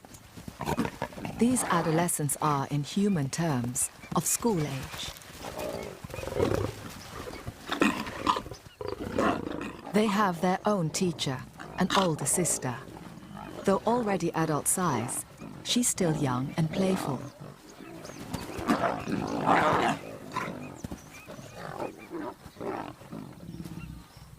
Life was perfect until the 6 new cubs came along and stole the show. The mothers have their hands full now and pay little attention to their older offspring.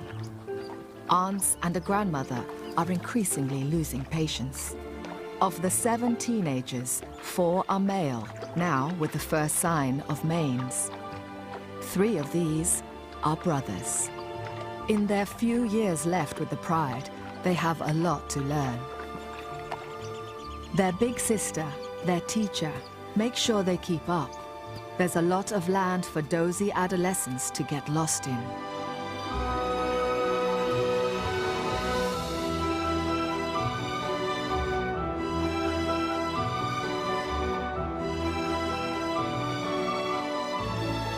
Now it's time to join the pride for breakfast. The hungry teenagers are allowed at meals as long as they join the back of the queue.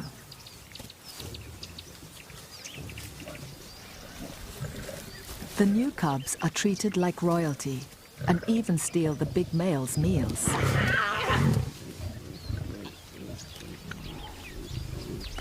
The mothers need extra food to make milk for the cubs. The males are grumpy about having to share. One antelope, stolen from a leopard, doesn't go far. The aunts try to eat their share discreetly until the teenage gang finds them and forgets their manners.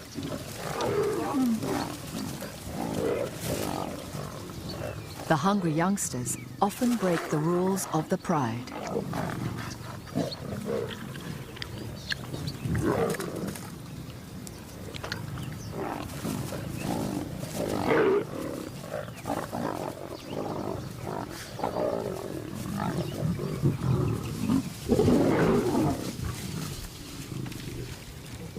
The big males send the adolescents packing.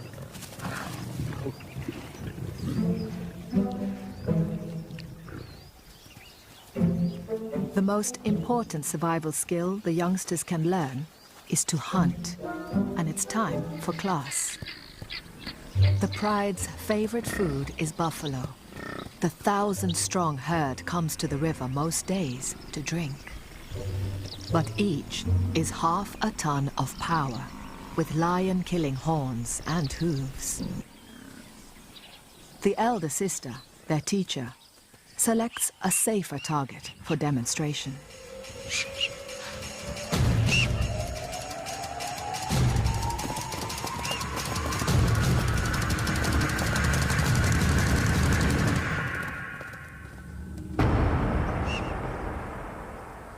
Hunting needs more work.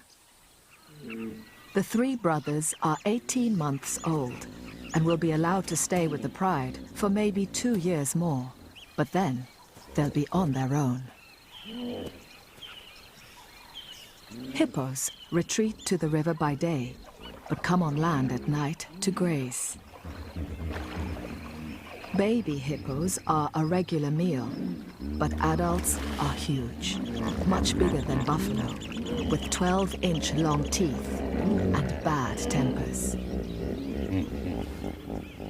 This morning, The teenage gang has one trapped and is blocking its route back to the river.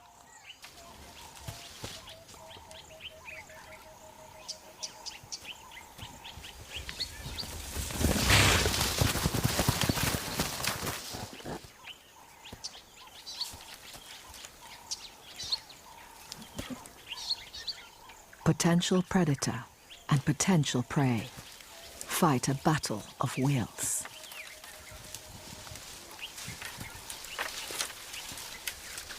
The young lions try intimidation, while the hippo slinks off round the back.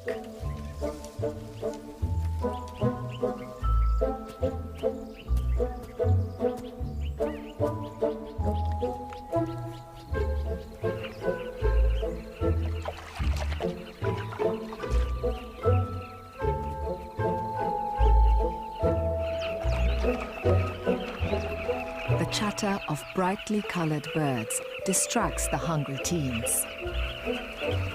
A colony of carmine bee-eaters nests in the riverbank. Their burrows extend 6 feet or more into the soft sand.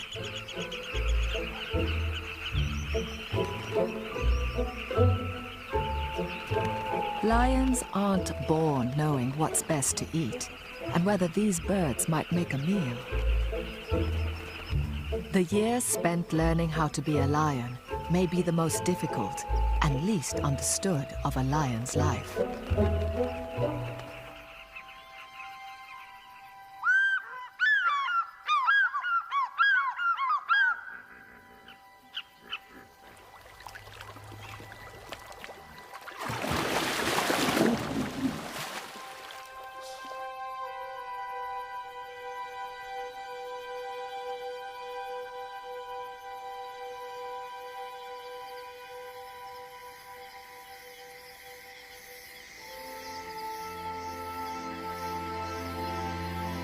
Lions are meant to be nocturnal, active at night. But they're teenagers.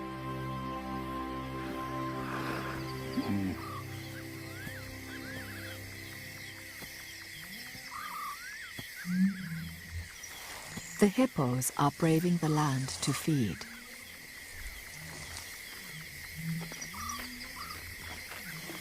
They graze and eat fallen fruit through the night. For hungry lions, 3 tons of slow-moving meat is just asking for trouble. This time, if they work together, so many lions should be able to take on 1 hippo. Yet the hippo is more intimidating than they are.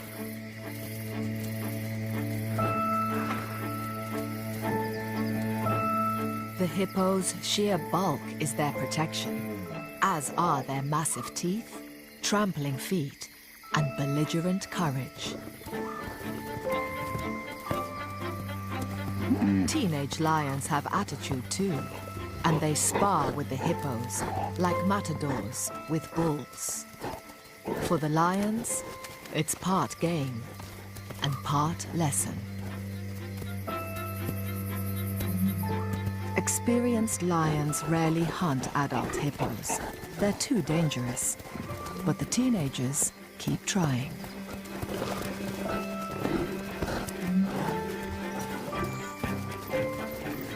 They'll eventually learn to look for calves or injured adults, which are easier prey.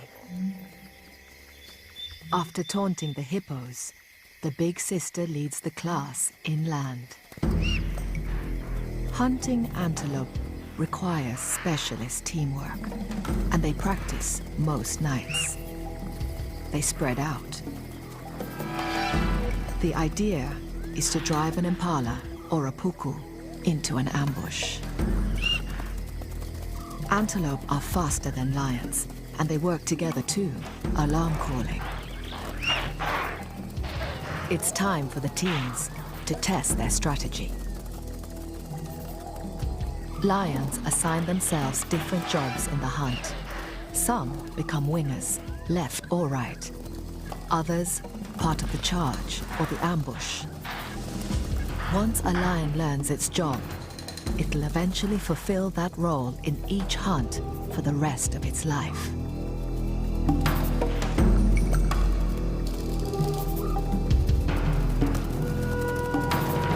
These teenagers are working out what their jobs are. The three brothers coordinate well, but they've not caught anything yet.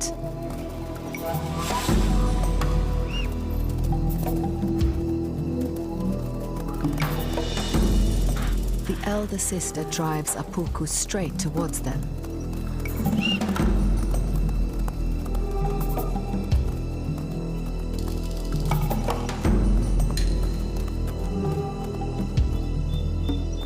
But they miss the ambush.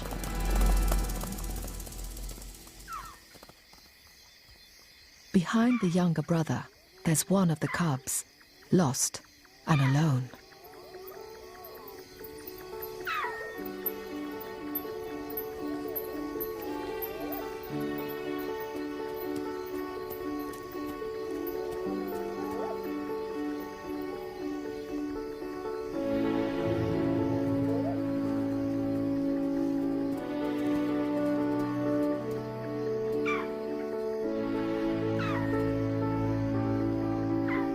The cub's terrified.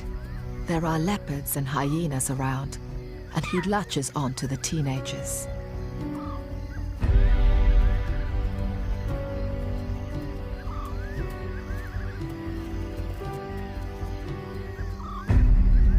They stop hunting. The rest of the pride can't be far away.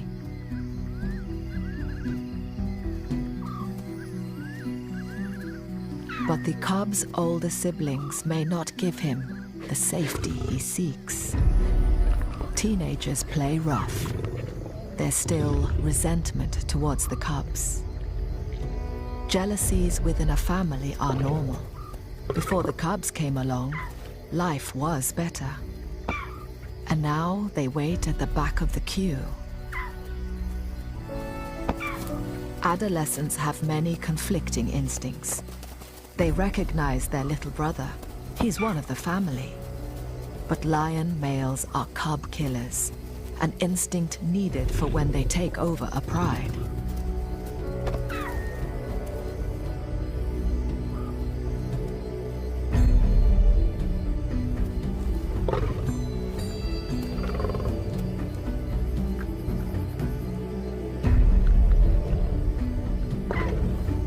Just as the game looks like being the cub's last, his mother appears.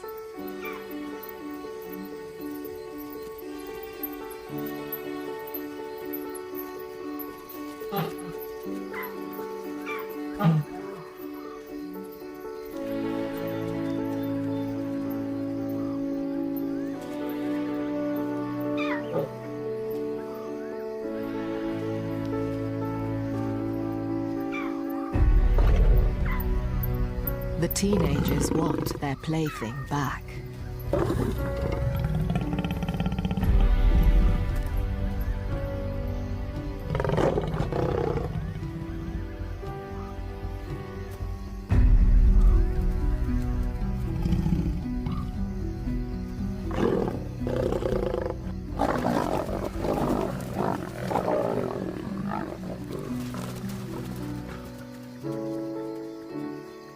The cub is battered, confused, and lucky to be alive.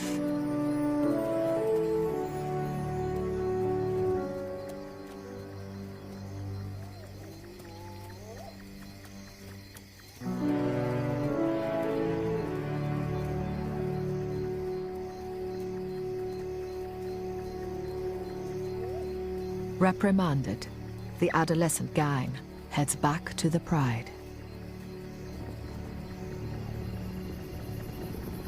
There's a rumbling, like distant thunder.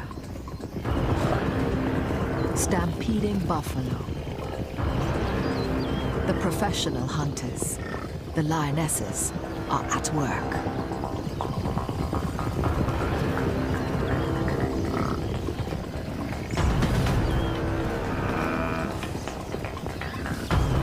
It's a big opportunity for the teenagers to prove themselves.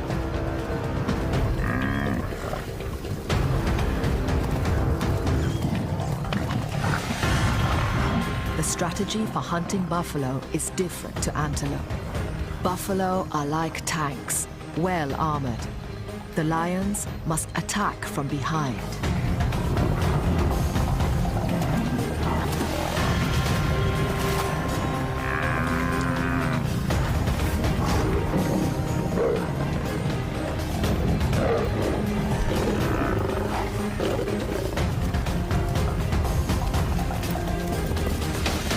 The buffalo is strong and can wheel around, slashing with his horns, lashing out with his hooves. He tramples and kicks one of the yearlings.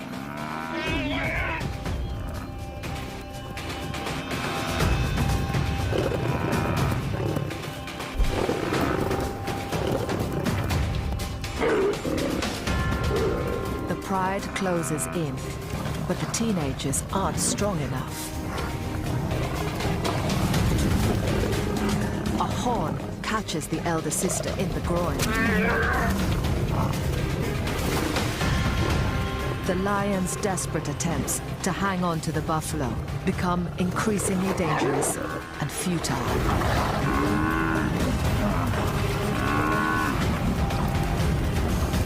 One by one, the lions peel off. Teeth and claws aren't enough. It takes experience as well as courage, and knowing when to back down.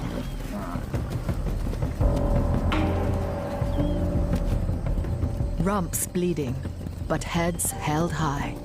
The buffalo head back to their herd. Following them, unwilling to give up, are the three brothers.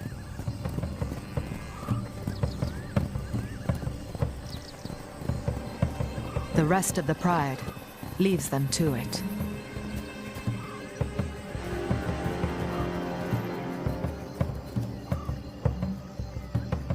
The three brothers follow the buffalo herd all night, out of the pride's territory.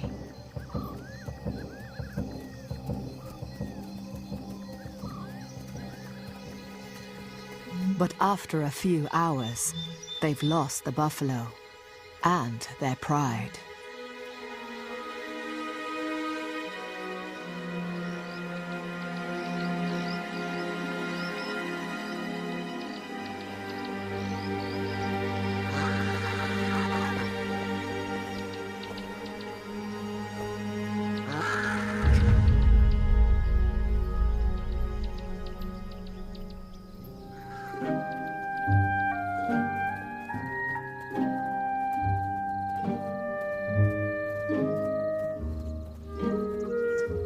The pride's two dominant males return from defending their kingdom to find their family depleted and injured.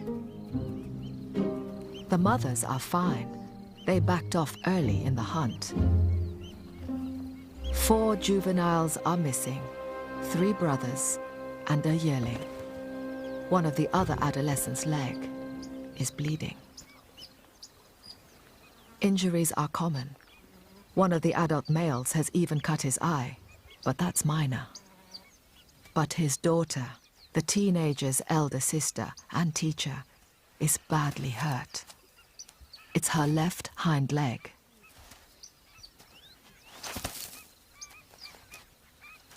She's fortunate to have the pride.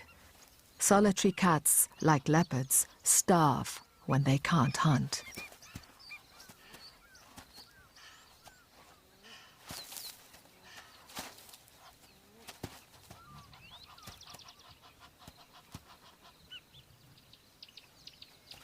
Most wounds heal quickly. There's no blood, and she'll probably recover with a few days' rest.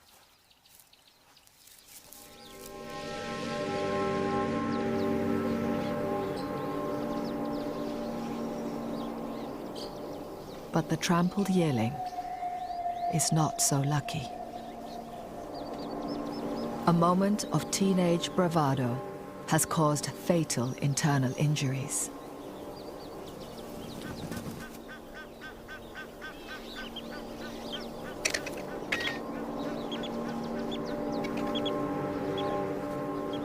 sledge alone is no match for a half-ton of buffalo.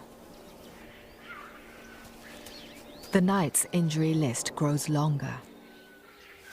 The lost and found cub can barely walk. The teenagers were rough.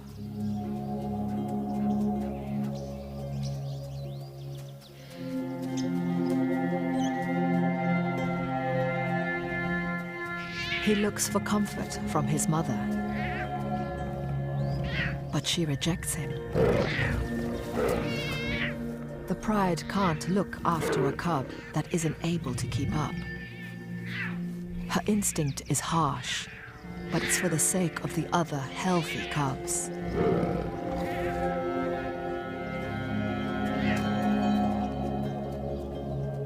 One night of teenage havoc has devastated the whole pride. The two adult males don't stick around to help. They often split up to patrol their borders and cover more territory.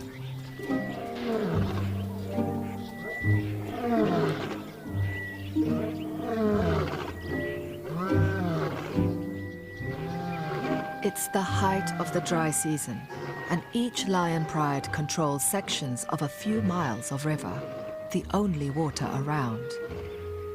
The lions hardly ever venture out of their territory in case they meet their rival neighbors. Yet, on this morning, beyond the pride boundary, are the three teenage brothers, on their own for the first time. At 18 months old, they are too young to leave the pride, yet the instincts for independence are stirring. They head out in search of breakfast.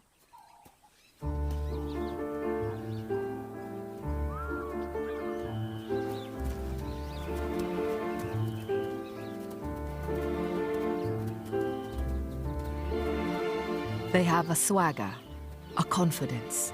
This is the beginning of a great adventure. One is the born leader, and he keeps an eye on the other two. He waits for them.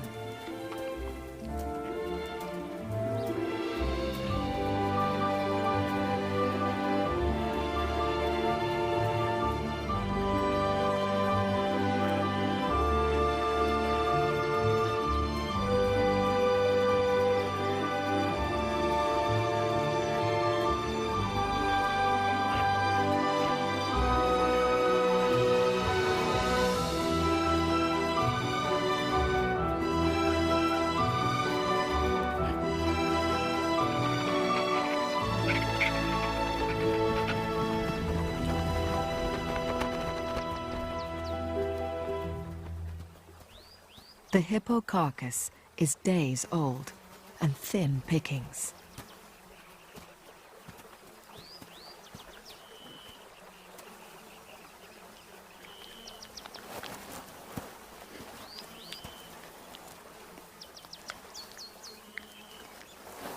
The leader lets the younger two find what they can. A foot doesn't have much meat, just skin and gristle. They should be careful. Their stomachs aren't accustomed to rotting carcasses. But it's something they may need to get used to.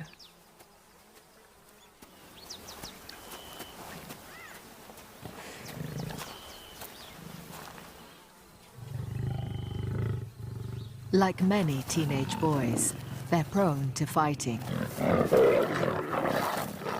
But sibling rivalry could tear the coalition apart, and they must learn to support each other.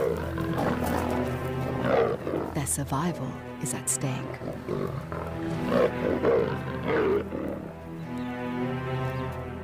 The leader just moves on, and they have to follow.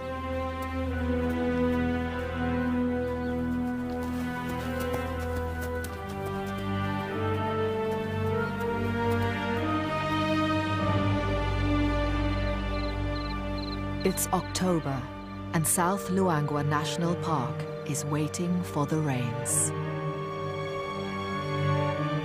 These 3,000 square miles of wilderness have been eaten bare. The grass has gone. This is now a land of hunger. All life is concentrated along the banks of the dwindling Luangwa River.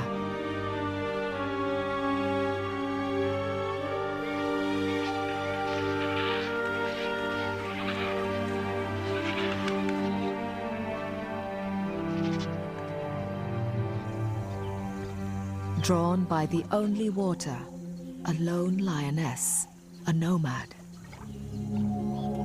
Life without a pride is harsh.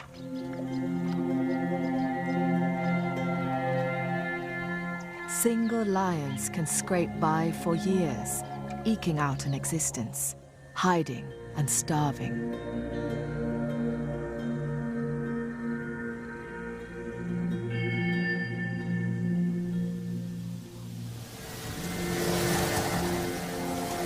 Rainstorms are on their way. But for this nomad, it's probably too late.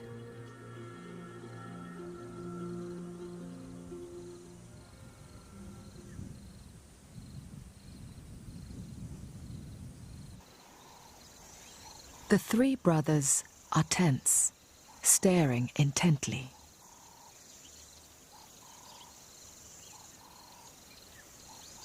A few hundred yards away is a small pride of lions, their neighbors.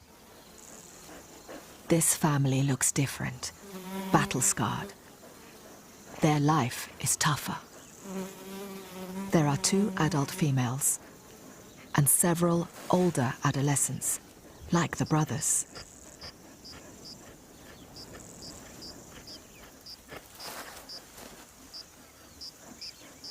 This is a hardened pride from the wrong end of town.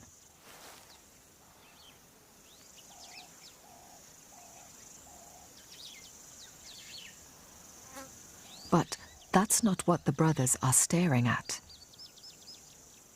There's a familiar face here. Their own father.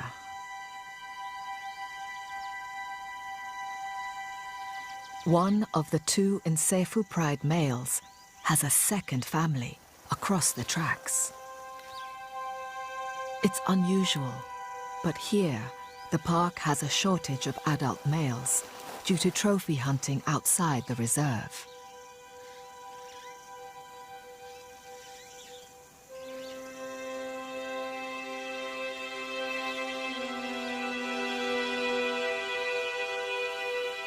As the brothers watch, he greets the other pride's adolescents.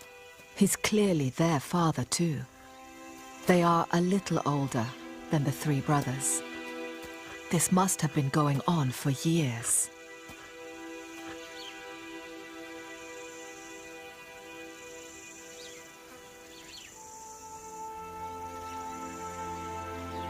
Cuts and scars tell of a hard life.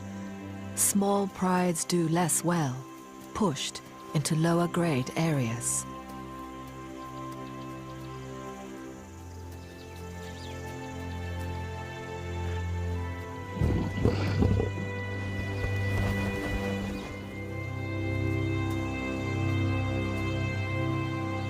The 3 brothers from Nsefu remain still until all the other lions have left.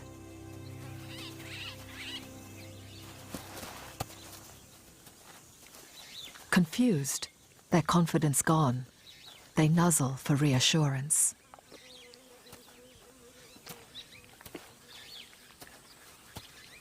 One of the brothers isn't feeling at all well.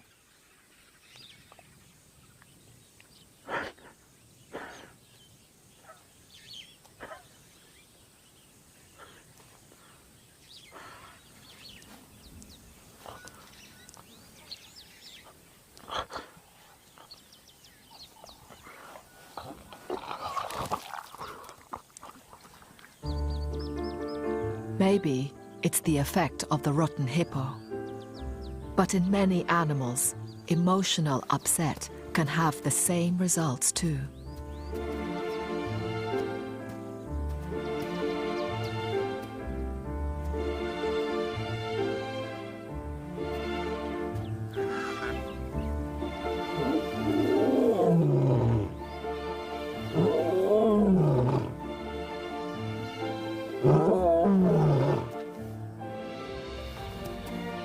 Juveniles rarely roar, but when they do, it's often full of meaning about their pride, their alliances, and strengths.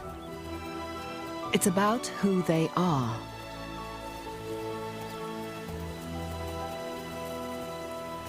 They are 3 teenage runaways, adventurers, figuring out how the world works on their own.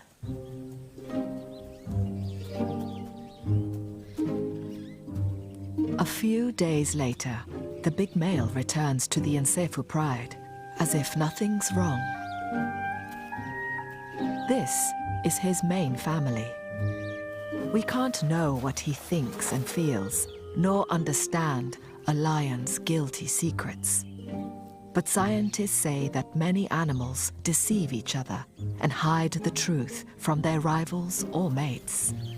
It's a very ancient betrayal. The cubs are all there, including the one that was rejected. He's fine now, just a bit smaller than the rest. His mother finally relented.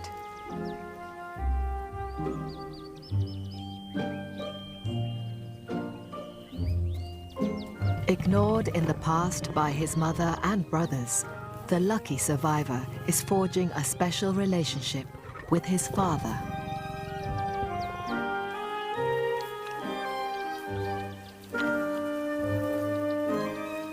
Five of the cubs are male and could form a formidable team in 2 or 3 years, eventually becoming caring fathers themselves.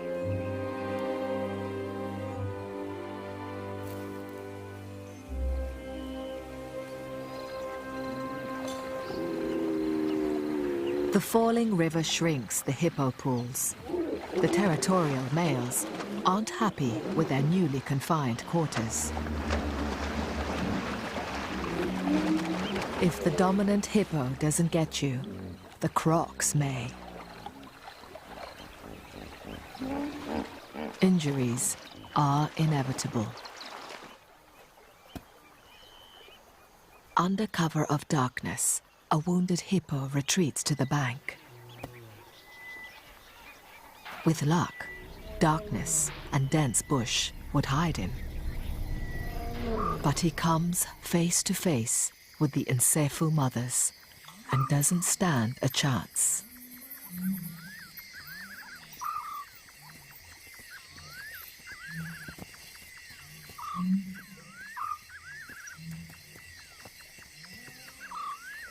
The big male takes charge of the feast.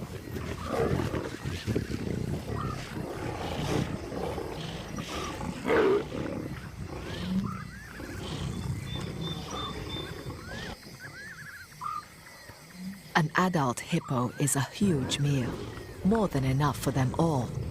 Yet, there's an unusual tension.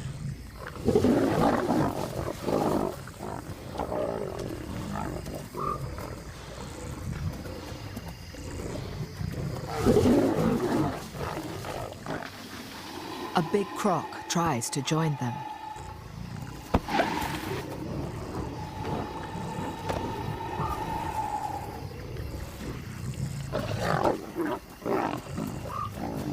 It's too dangerous, even for him.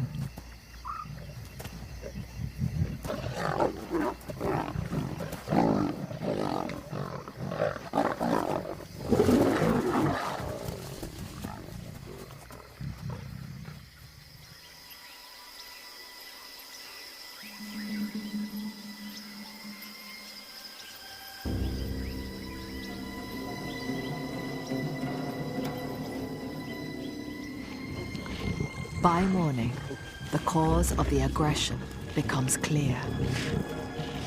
Here, with their father, are two adolescents from the pride next door.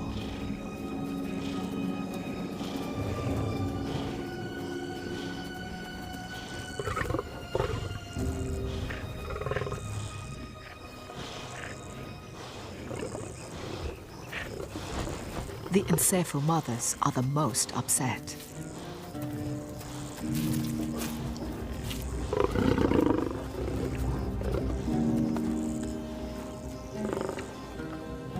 The male has turned up with the wrong teenagers.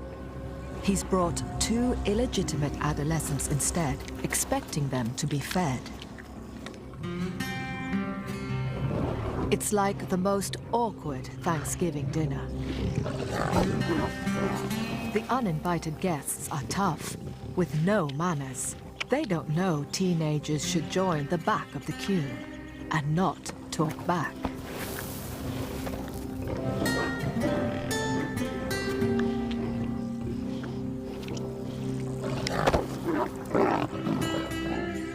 The mother's building anger becomes more evident. The two intruding adolescents are outnumbered and in serious danger. They have to leave right now.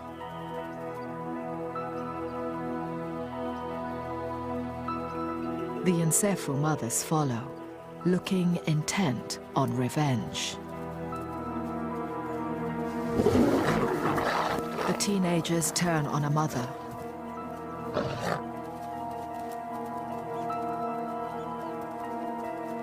All 5 Encephal females arrive. The big male tries to contain things and is turned on.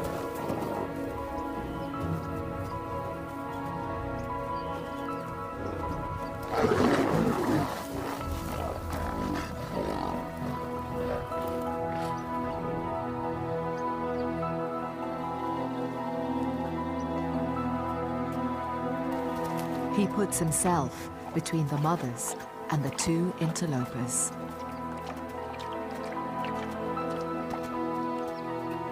Then, in a display of rightful bloodline, the teenagers nuzzle their father farewell.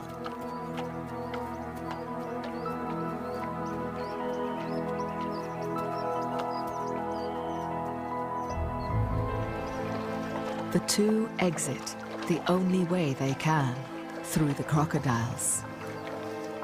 The crossing is the fastest escape route, but it terrifies the teenagers.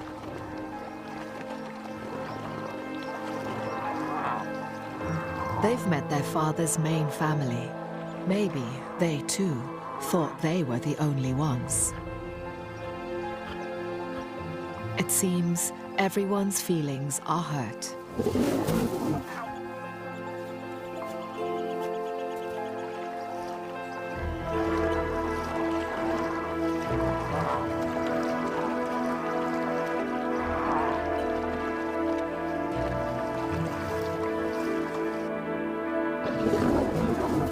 The Encephal mothers are still spoiling for a fight. The neighboring adolescents return home unharmed and well fed. The Encephal pride is fractured by hostility and betrayal. The growing tension extends beyond the lion pride. Other animals become desperate in the final days of the dry season.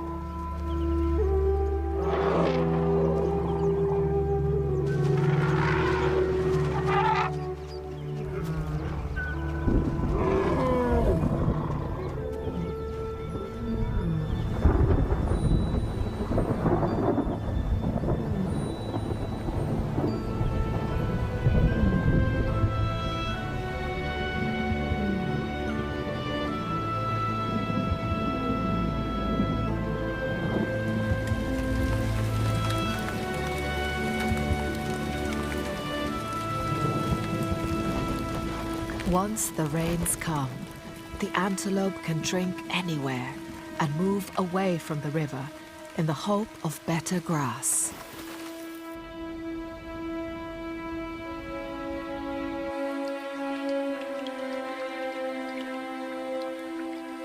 The lions must now search further afield for their food. In these tough times, they can't wait for the 3 missing teenagers to come back.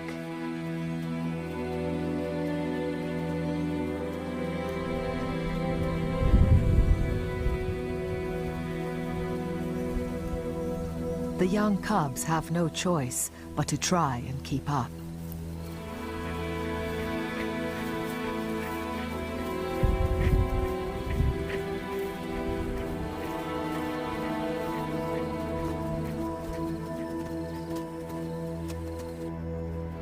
The buffalo head out beyond the pride's boundary. Far from bringing life, the storms empty the lion's world. The territory is a deserted sea of mud.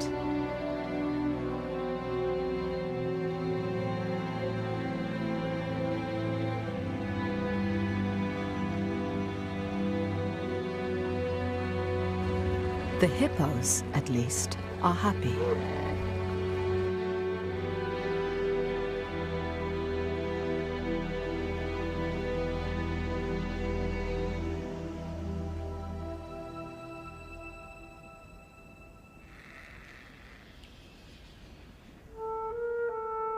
It takes a few weeks, but life returns.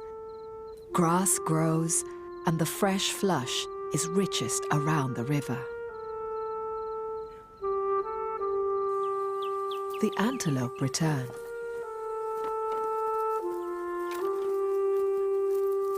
Mud, churned by buffalo and baked dry, transforms into lush lagoons.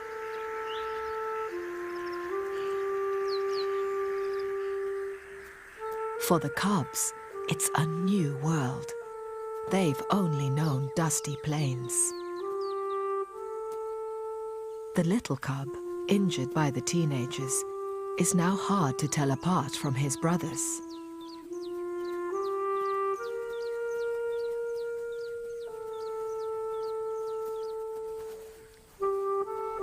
The big males are spending more time protecting their youngest heirs.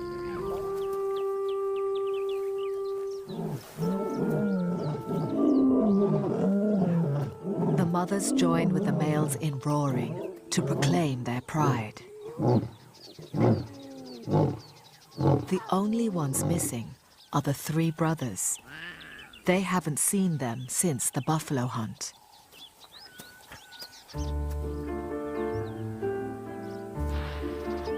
Then, one day, one appears.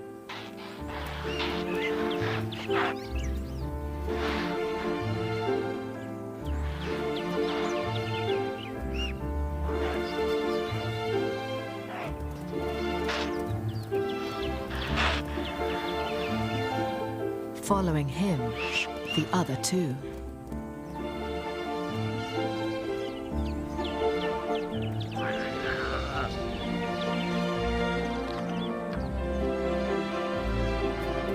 They are back, looking surprisingly well.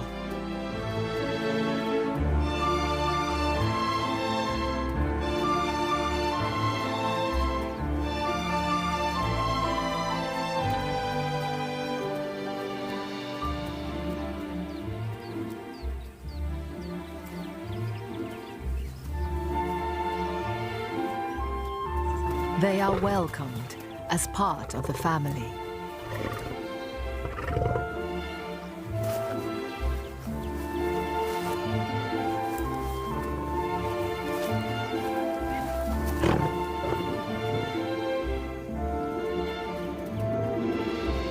The whole pride is together again.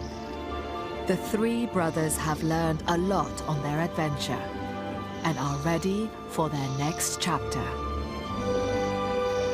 It's a new season, a new beginning for all the lions of the Nsefu Pride.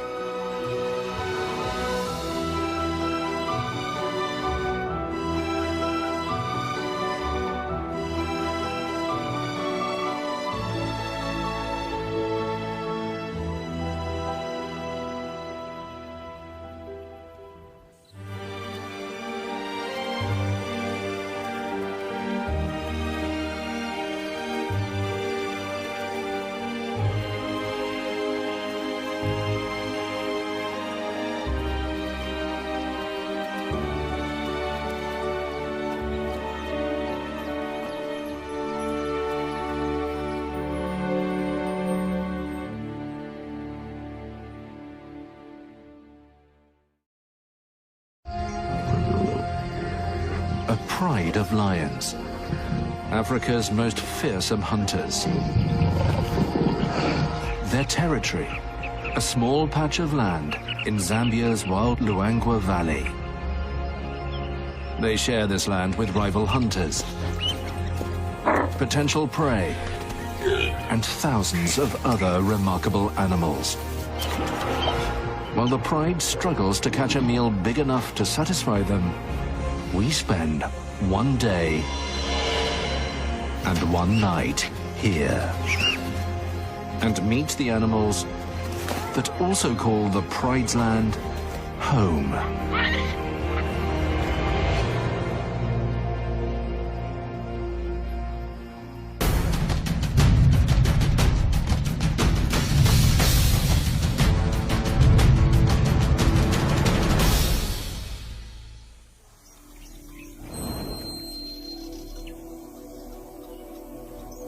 It's early afternoon,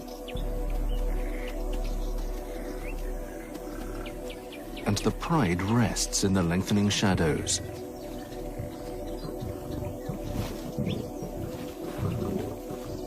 Nine strong and led by 3 adult lionesses.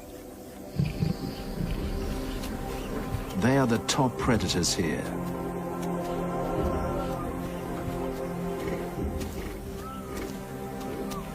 And the valley provides them with plenty of prey.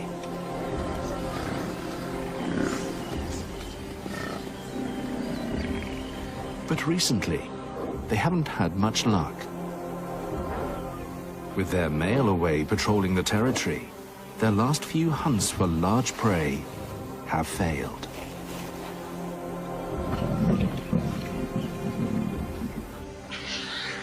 They're hungry.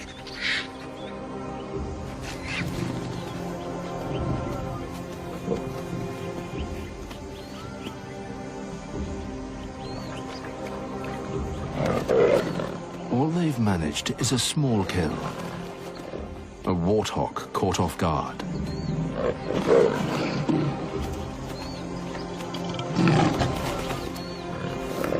But when you have so many mouths to feed, it's barely even an appetizer.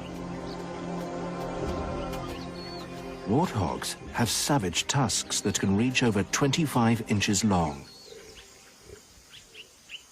This time, the risk has been greater than the reward. Battered and hungry, there's too little left to go around. The lionesses leave the scraps to the rest of the family. A young male will need around 11 pounds of food a day to survive. There isn't even enough left for the vultures to pick at.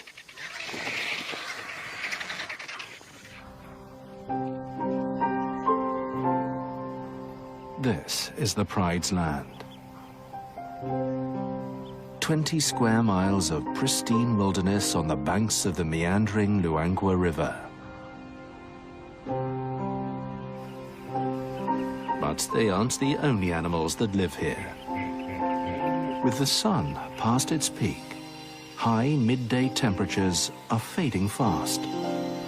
The cooling air rejuvenates all the animals that call this land home. Stirring from their siestas, it's time to wake up and get on with what remains of the day.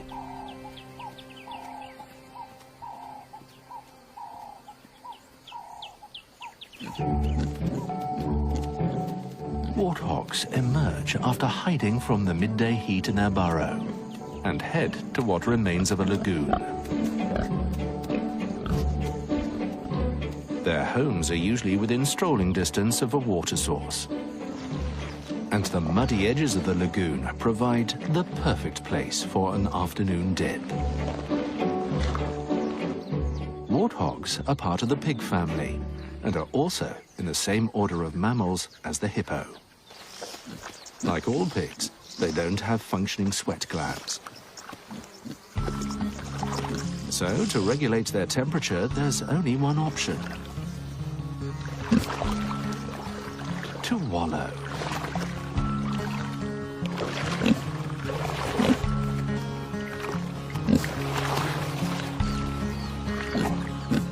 mud stays cool longer than water and protects their skin from the sun. A pig and muck go hand in hand.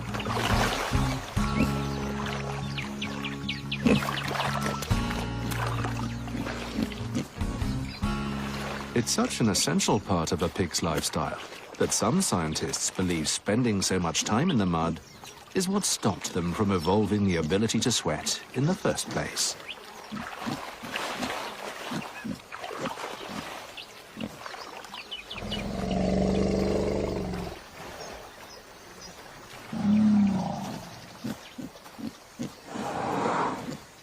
The afternoon draws out more of the valley's wildlife to the local watering hole, under the watchful eyes of the pride.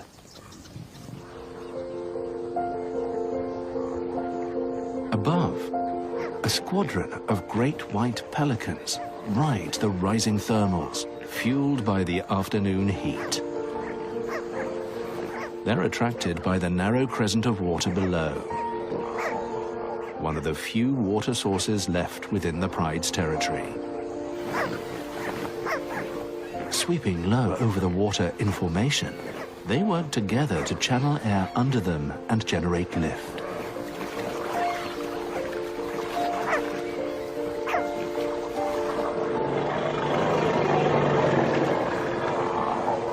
Those that fly alone waste up to 14% more energy.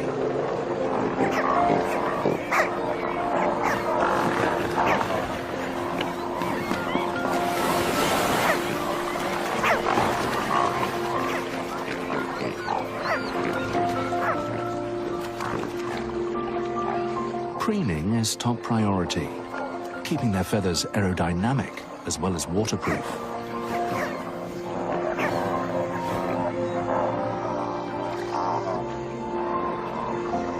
Flapping their gular sac is a pelican's way of cooling down. It's still too hot to fish for now. In the woodlands, the shade brings relief to the savanna's more secretive creatures.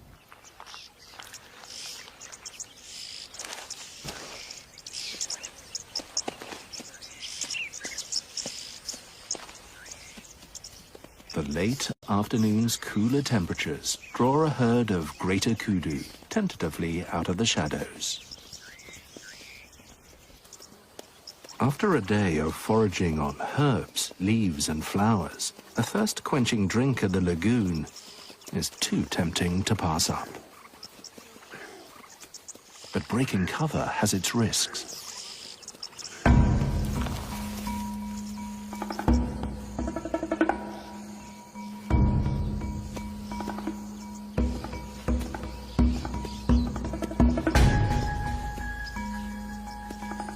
A kudu would be the ideal meal for the unsatisfied pride, and certainly worth investigating.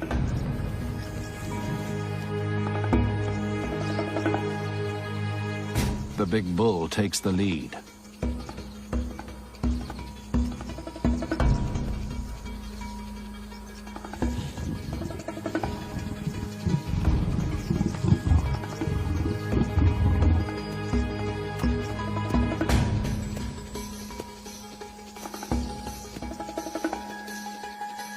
The females know something's not right. Smelling, they search for any signs of a threat.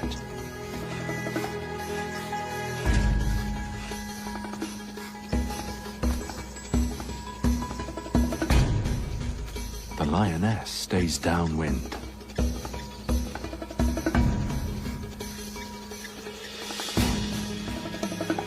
Giant ears swivel to locate the sounds of any predators. Their acute senses make them tough to sneak up on.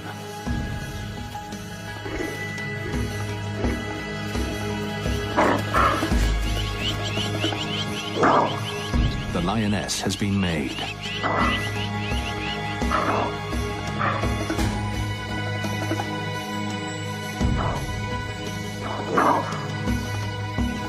With all their attention on her, the lioness has little chance of a successful hunt. It's over before it even began.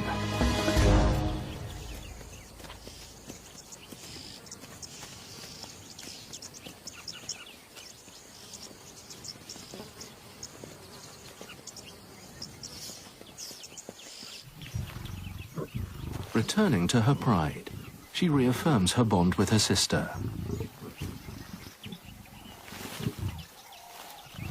She may not have succeeded in providing for the pride this time, but fewer than 1 in 5 daytime hunts are successful. The fast approaching night may provide more opportunities.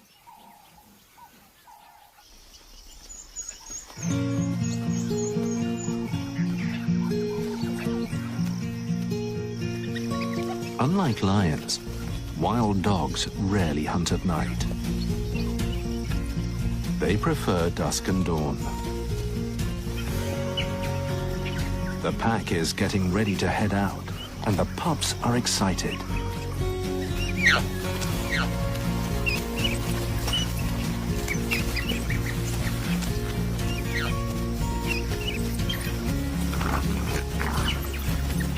They're a year old, and finally grown up enough to join the rest of the pack on their daily expeditions.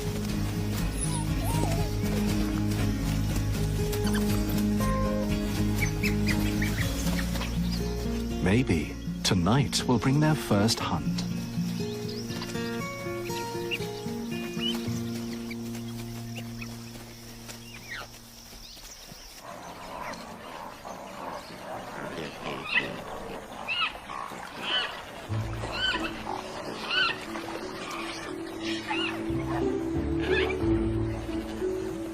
Back at the lagoon, marabou storks join the pelicans.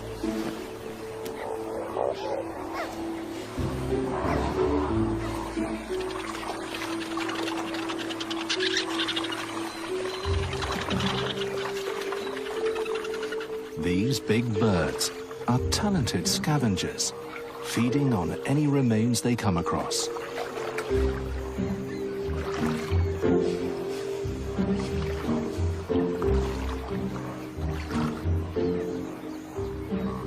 Their grotesque, featherless heads, cloak-like plumage, and love for carcasses mean they're often referred to as the undertaker bird. But they don't exclusively feed on carrion.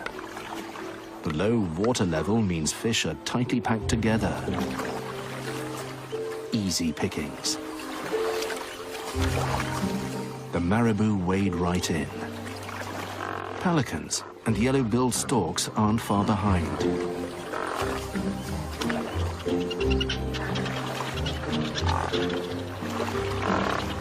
Dredging the lagoon, marabou lead the procession. Closely followed by the yellow-billed storks. Probing the water and mud with their gaping bills, the storks feel for their food.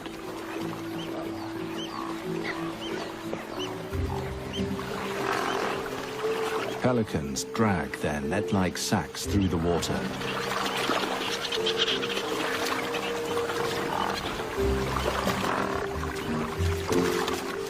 And spoonbills sweep side to side.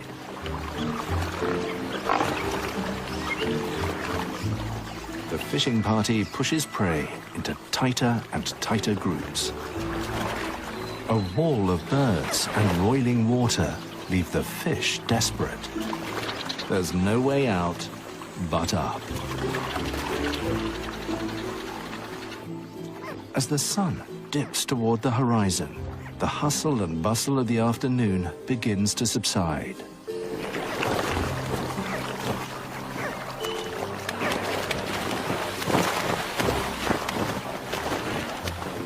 With the party winding down, it's time to find a roost for the night. They're not the only ones calling it a day.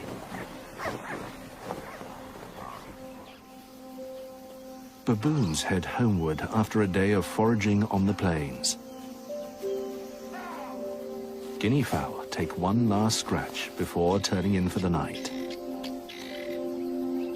The lions watch and wait while all around them settles down.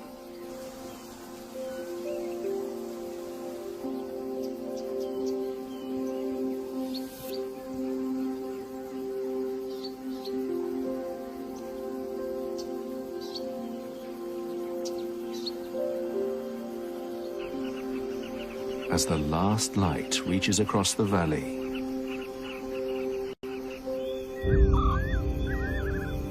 the day shift hands over to the creatures of the night. While some return to the safety of their treetop homes, the ground below comes alive. Matabele ants are on the march. Under the cover of darkness, they're moving house and taking all of their belongings with them. Up to 2,000 worker ants carry precious packages, black cocoons, and white developing larvae. The next generation.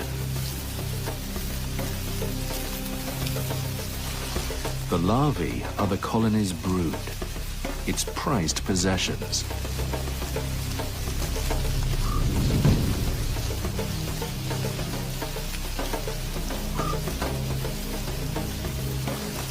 The adults will defend them without mercy from anything that comes too close.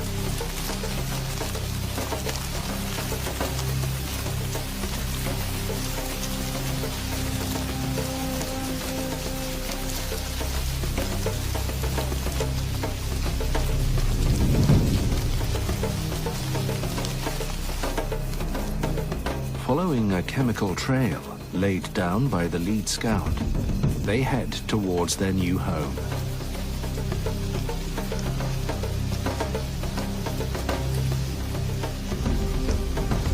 Matabele ants are semi-nomadic.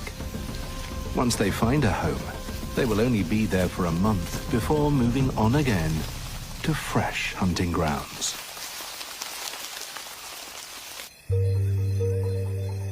It's 10 o'clock, and the full moon hangs high above the valley.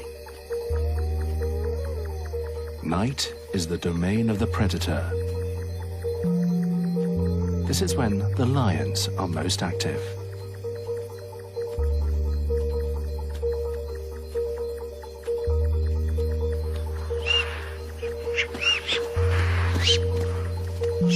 But the full moon's bright light is ruining their element of surprise. The impala and puku see them coming.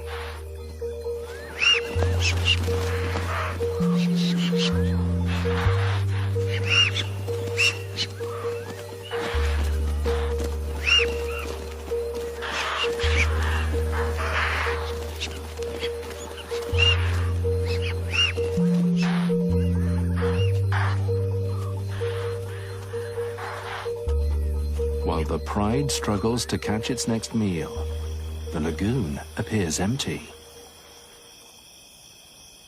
But it's not as quiet as it seems.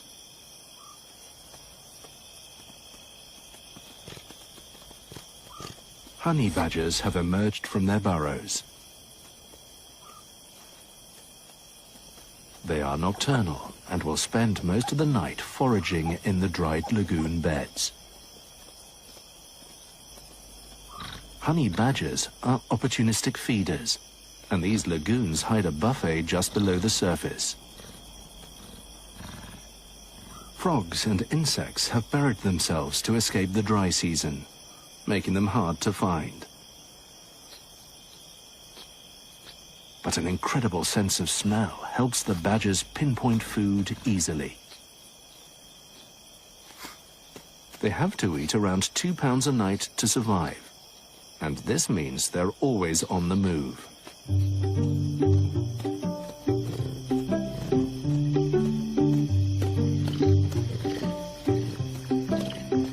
Tough and industrious, they can cover over 25 miles in search of food. A marathon every night.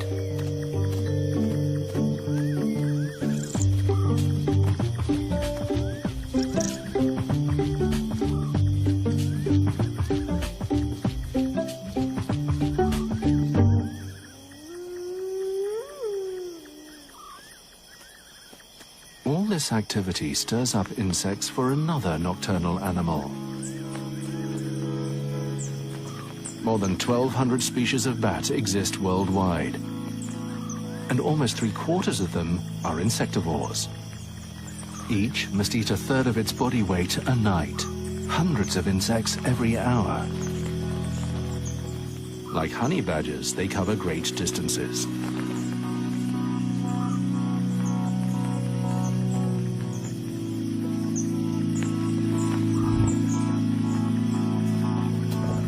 The lions have come down to drink.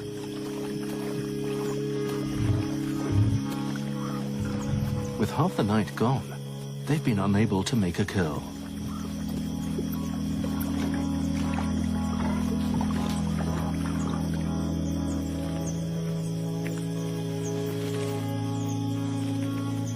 Under the canopy of a nearby ebony grove, a sausage tree is in bloom.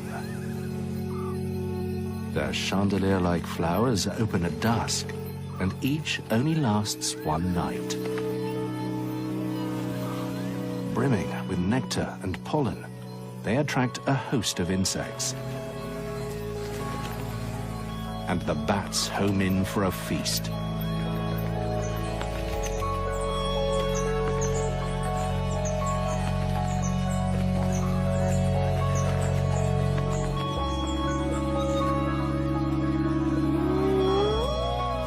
On the edge of the ebony grove, a spotted hyena den is also drawing in the bats. They feed on the insects attracted to the remains of the hyena's last meal. It's 2 a.m. and the clan is out. There are 6 new cubs.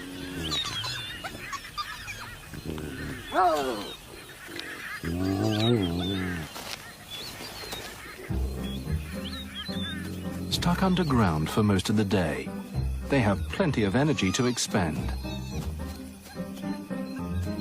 It's time to play. They're neighbors from hell for a sleeping baboon.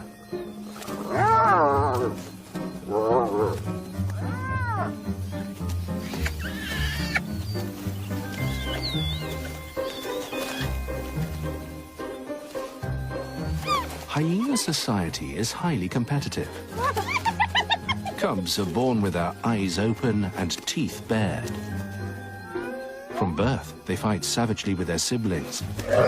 It creates a hierarchy that will last for life. After 2 weeks, aggression begins to give way to play. And after a month, it becomes even more enthusiastic, helping them to establish friendships and integrate into the clan.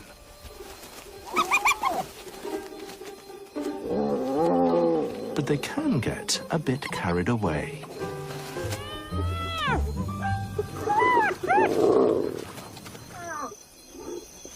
Exhausted, the little cubs settle down to suckle.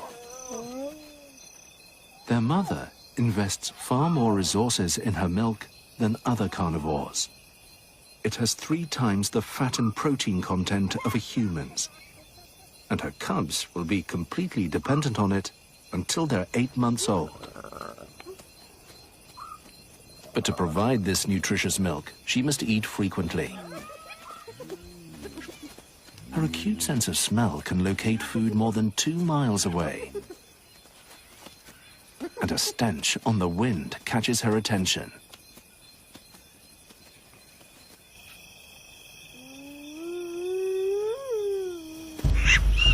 It's 2 hours before dawn. Hunt after hunt.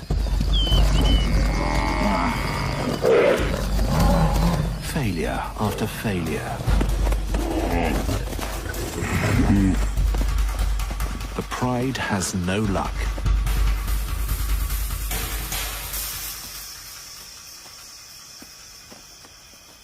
They give up for now. The full moon has spoiled their chances. Stomachs rumbling, their attention turns from prey to one another. Lions are the only truly social cat. Grooming helps them maintain the close bonds needed to hunt cooperatively, even when it doesn't go to plan.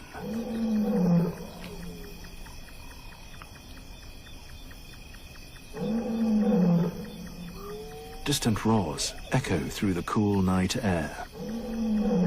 Their male is calling, the sound carrying almost 5 miles across the valley, proclaiming, "This land is ours."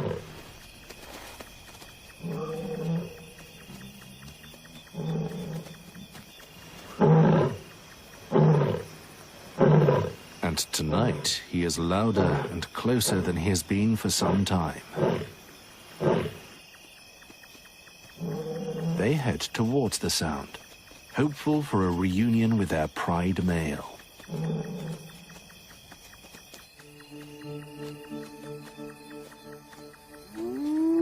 The hyena mother's incredible sense of smell has led her to a buffalo carcass. It's rancid, but her strong stomach acid will kill any bacteria on the decomposing meat. It has more than enough nutrients for her to produce the rich milk her cubs need to survive. Access to the food depends on her ability to dominate others in the clan. As the matriarch, she quickly puts others in their place.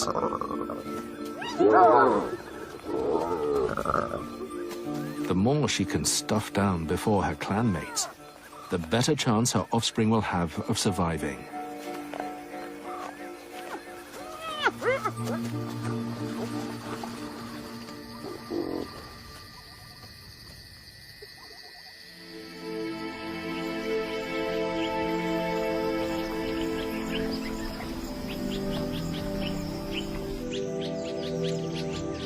Dawn breaks in the ebony grove.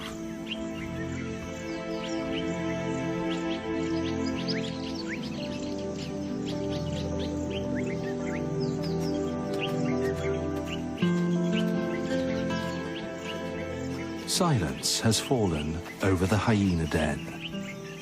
The clan rests after the activity of the night. With the pride nowhere to be seen, baboons descend from their roosts.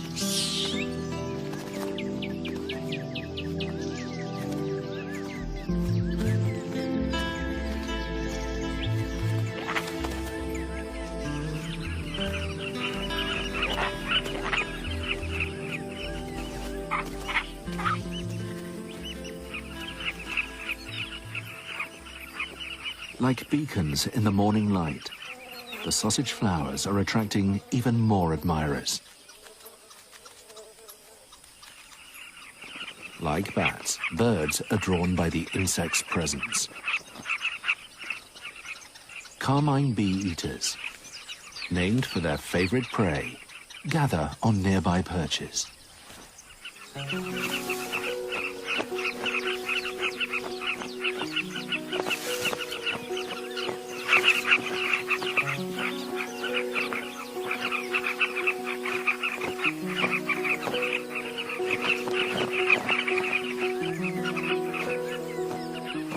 Unlike bats, they don't use sound. Their incredible eyesight helps them catch their marks with ease.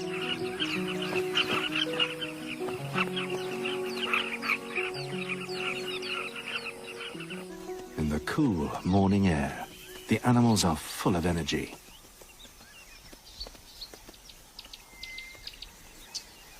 Young rams move together as part of a bachelor herd. They may not hold any territory yet, but this ragtag group of youngsters still establishes a hierarchy. A single male roars, putting on a show for the other rams. For impala males, this is how you sort the men from the boys.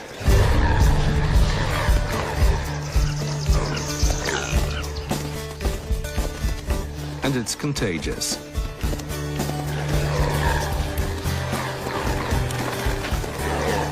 Chasing one another lets the ram see who's in the best condition.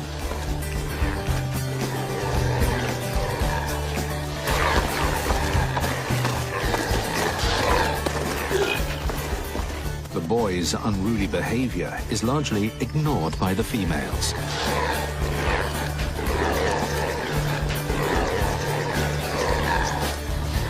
These highly ritualized displays rarely lead to any serious fights, so injuries are uncommon.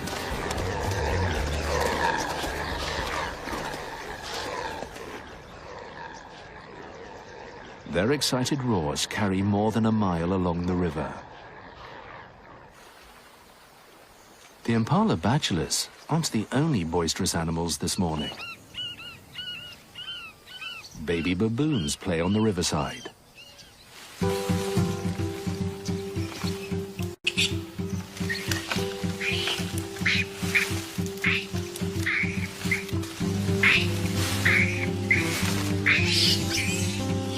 Their big brains need training to develop. Climbing, jumping, and chasing are the perfect ways to learn to be a baboon.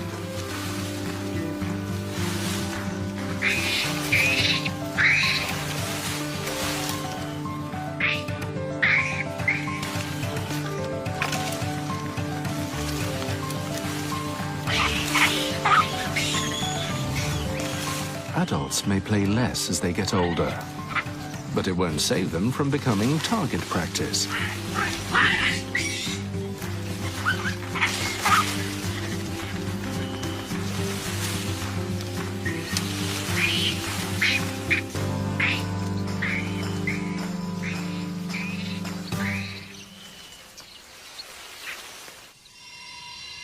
The mid-morning sun steadily marches on.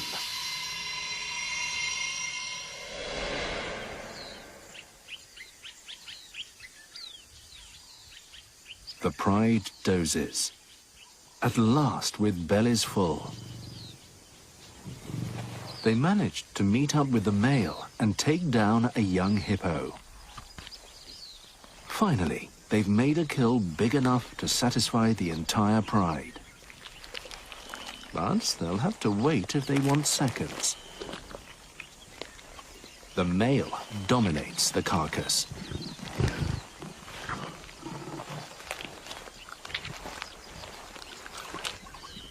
Younger cubs have joined to wait for their share. For one hungry juvenile, it's too much to just sit and watch.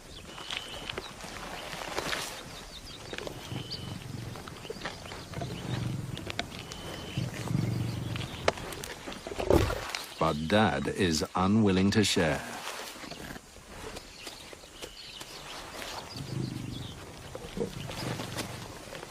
When it comes to feeding, cubs are lowest on the ladder. Persistence eventually wins out.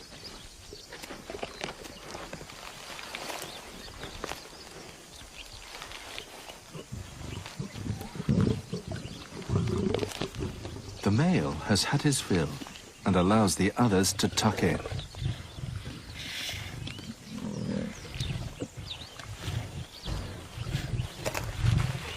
An adult lion can easily eat over 60 pounds in one sitting. This carcass won't last long, and they all know it. The valley is hotting up, and as the sun rises further into the cloudless sky, shadows begin to retreat. With the lions otherwise occupied, the kudu venture out into the open to quench their thirst. But they won't drop their guard. Lions aren't the only predators around. Perimeter checked, they head down to a pool to drink before temperatures become too unbearable. In this climate, they need to drink 1.5 gallons a day to survive. They head back to the woodland, where they'll be able to feed, protected by the shade of the canopy.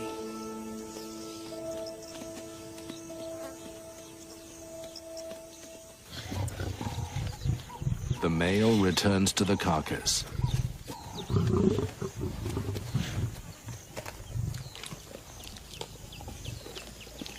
It's time for thirds. But it's getting too hot to eat out in the open.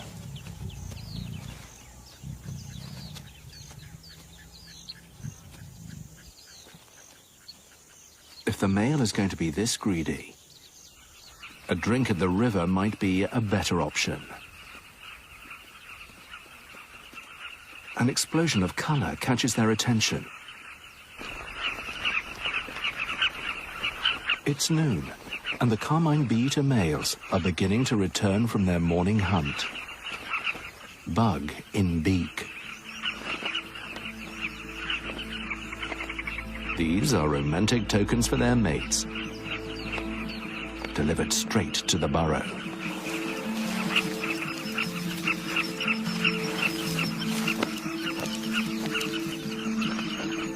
But a carmine colony can be a rough neighborhood.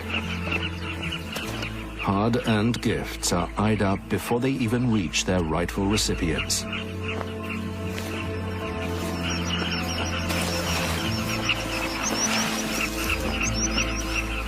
It's easier to steal than work for your bug.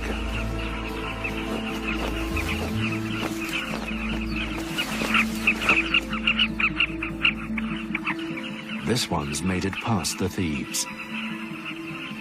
His mate quickly comes to collect. Better to be safe than sorry.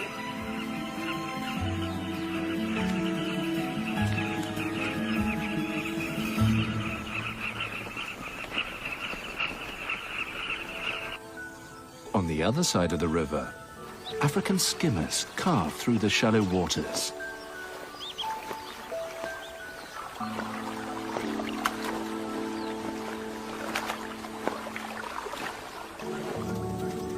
Like the carmines, they nest in areas exposed by the low water levels. But instead of digging a burrow in the bank, they make a scrape in the damp sand.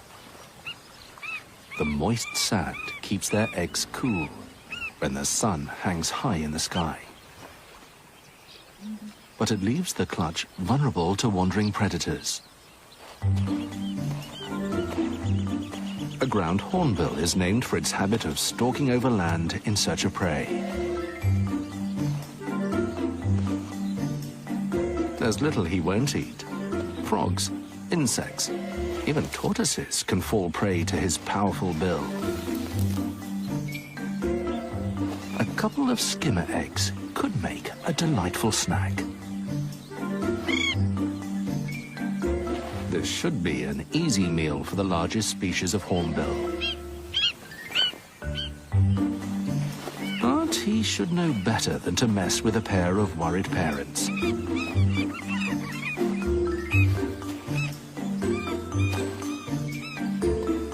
The skimmers are dwarfed by the hornbill, but the safety of their clutch comes first.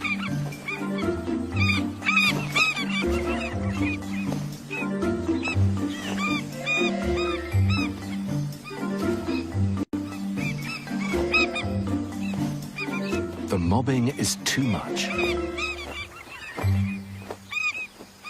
He'll have to look for food elsewhere.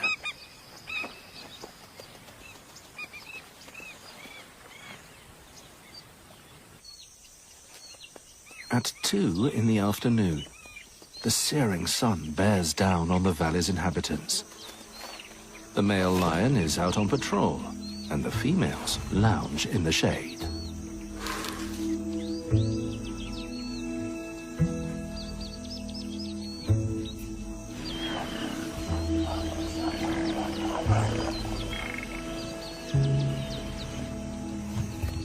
The heat of the day and that full feeling has them at its mercy. If they could, they'd sleep all day anyway.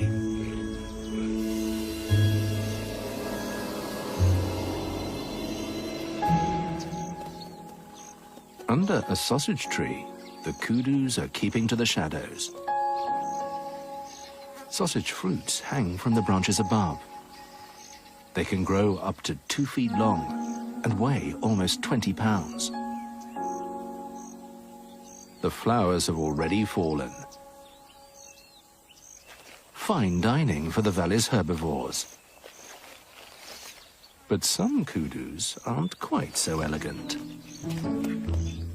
This female's gone for a sausage fruit instead. Quite the mouthful.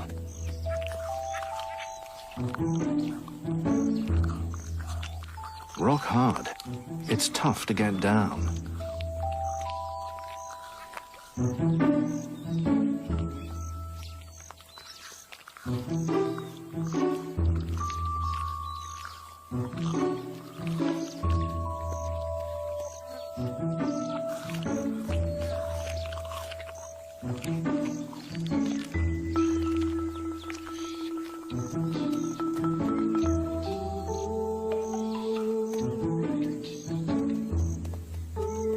Maybe another.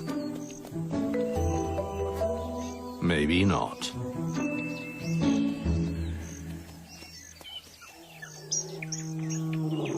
The male lion's roars carry across the valley again. But this time, weighed down by a belly full of hippo, he isn't really putting in much of an effort.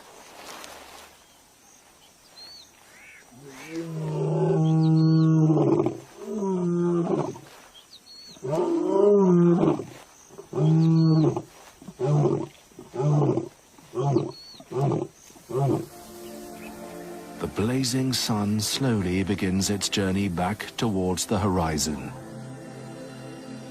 From dusty lagoons to leaf-littered woodland, shadows begin to lengthen and rake across the ground once more. The wild dog shouldn't have to get up for an hour or so yet. Like the lions, they're taking the afternoon off. But in the bush, you've got to be careful where you lay your head.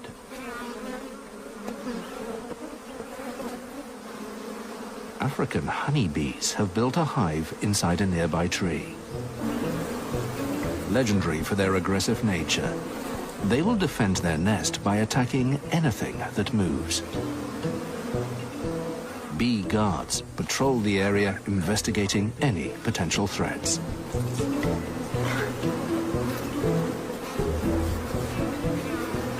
A swarm of angry bees isn't the best lullaby for a tired wild dog.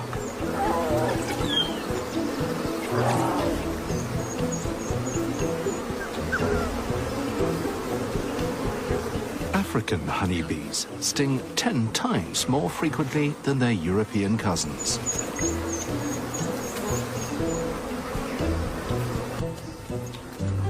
There's no option other than to find somewhere else to sleep.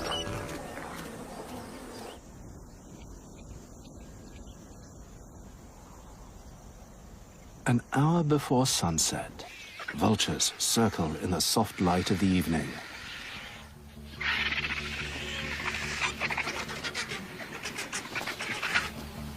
They descend en masse to the carcass of a young elephant. The male lion is here too. But with the table crowded and his belly still working on this morning's meal, he's content to just watch and wait. 50 ravenous birds jostle for a position where they've ripped the carcass open. The boldest birds get first feed. The lappet-faced vulture is the largest vulture in Africa. Its strong hooked beak easily tears through tough hide, tendons and cartilage.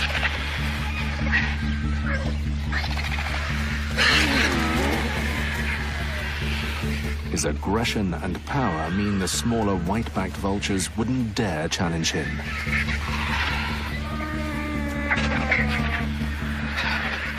But other lappets will.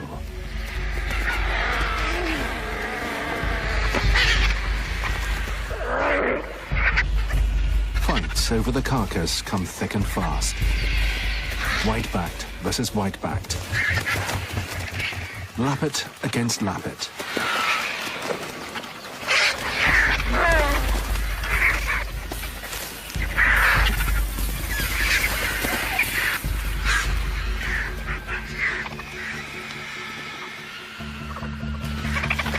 Gorging, the vultures wolf down 2 pounds of meat a minute.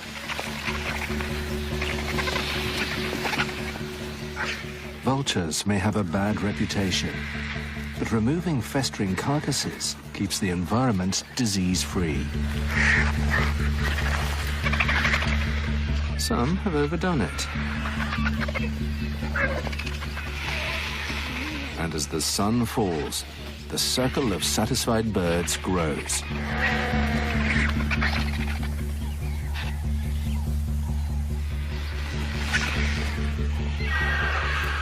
The scent brings in a hyena, a sure sign of the fast-approaching night.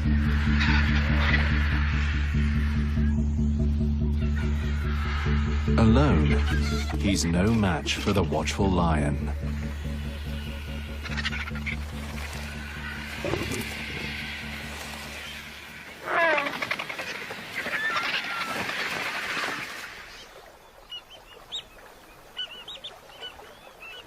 The day is coming to an end. As nocturnal creatures begin to stir from their dens, impala and puku prepare for the night ahead. The pride may have fed today, but it won't be long before, stomachs empty, their attentions turn to the next meal. Every night is a long night for those that call this valley home.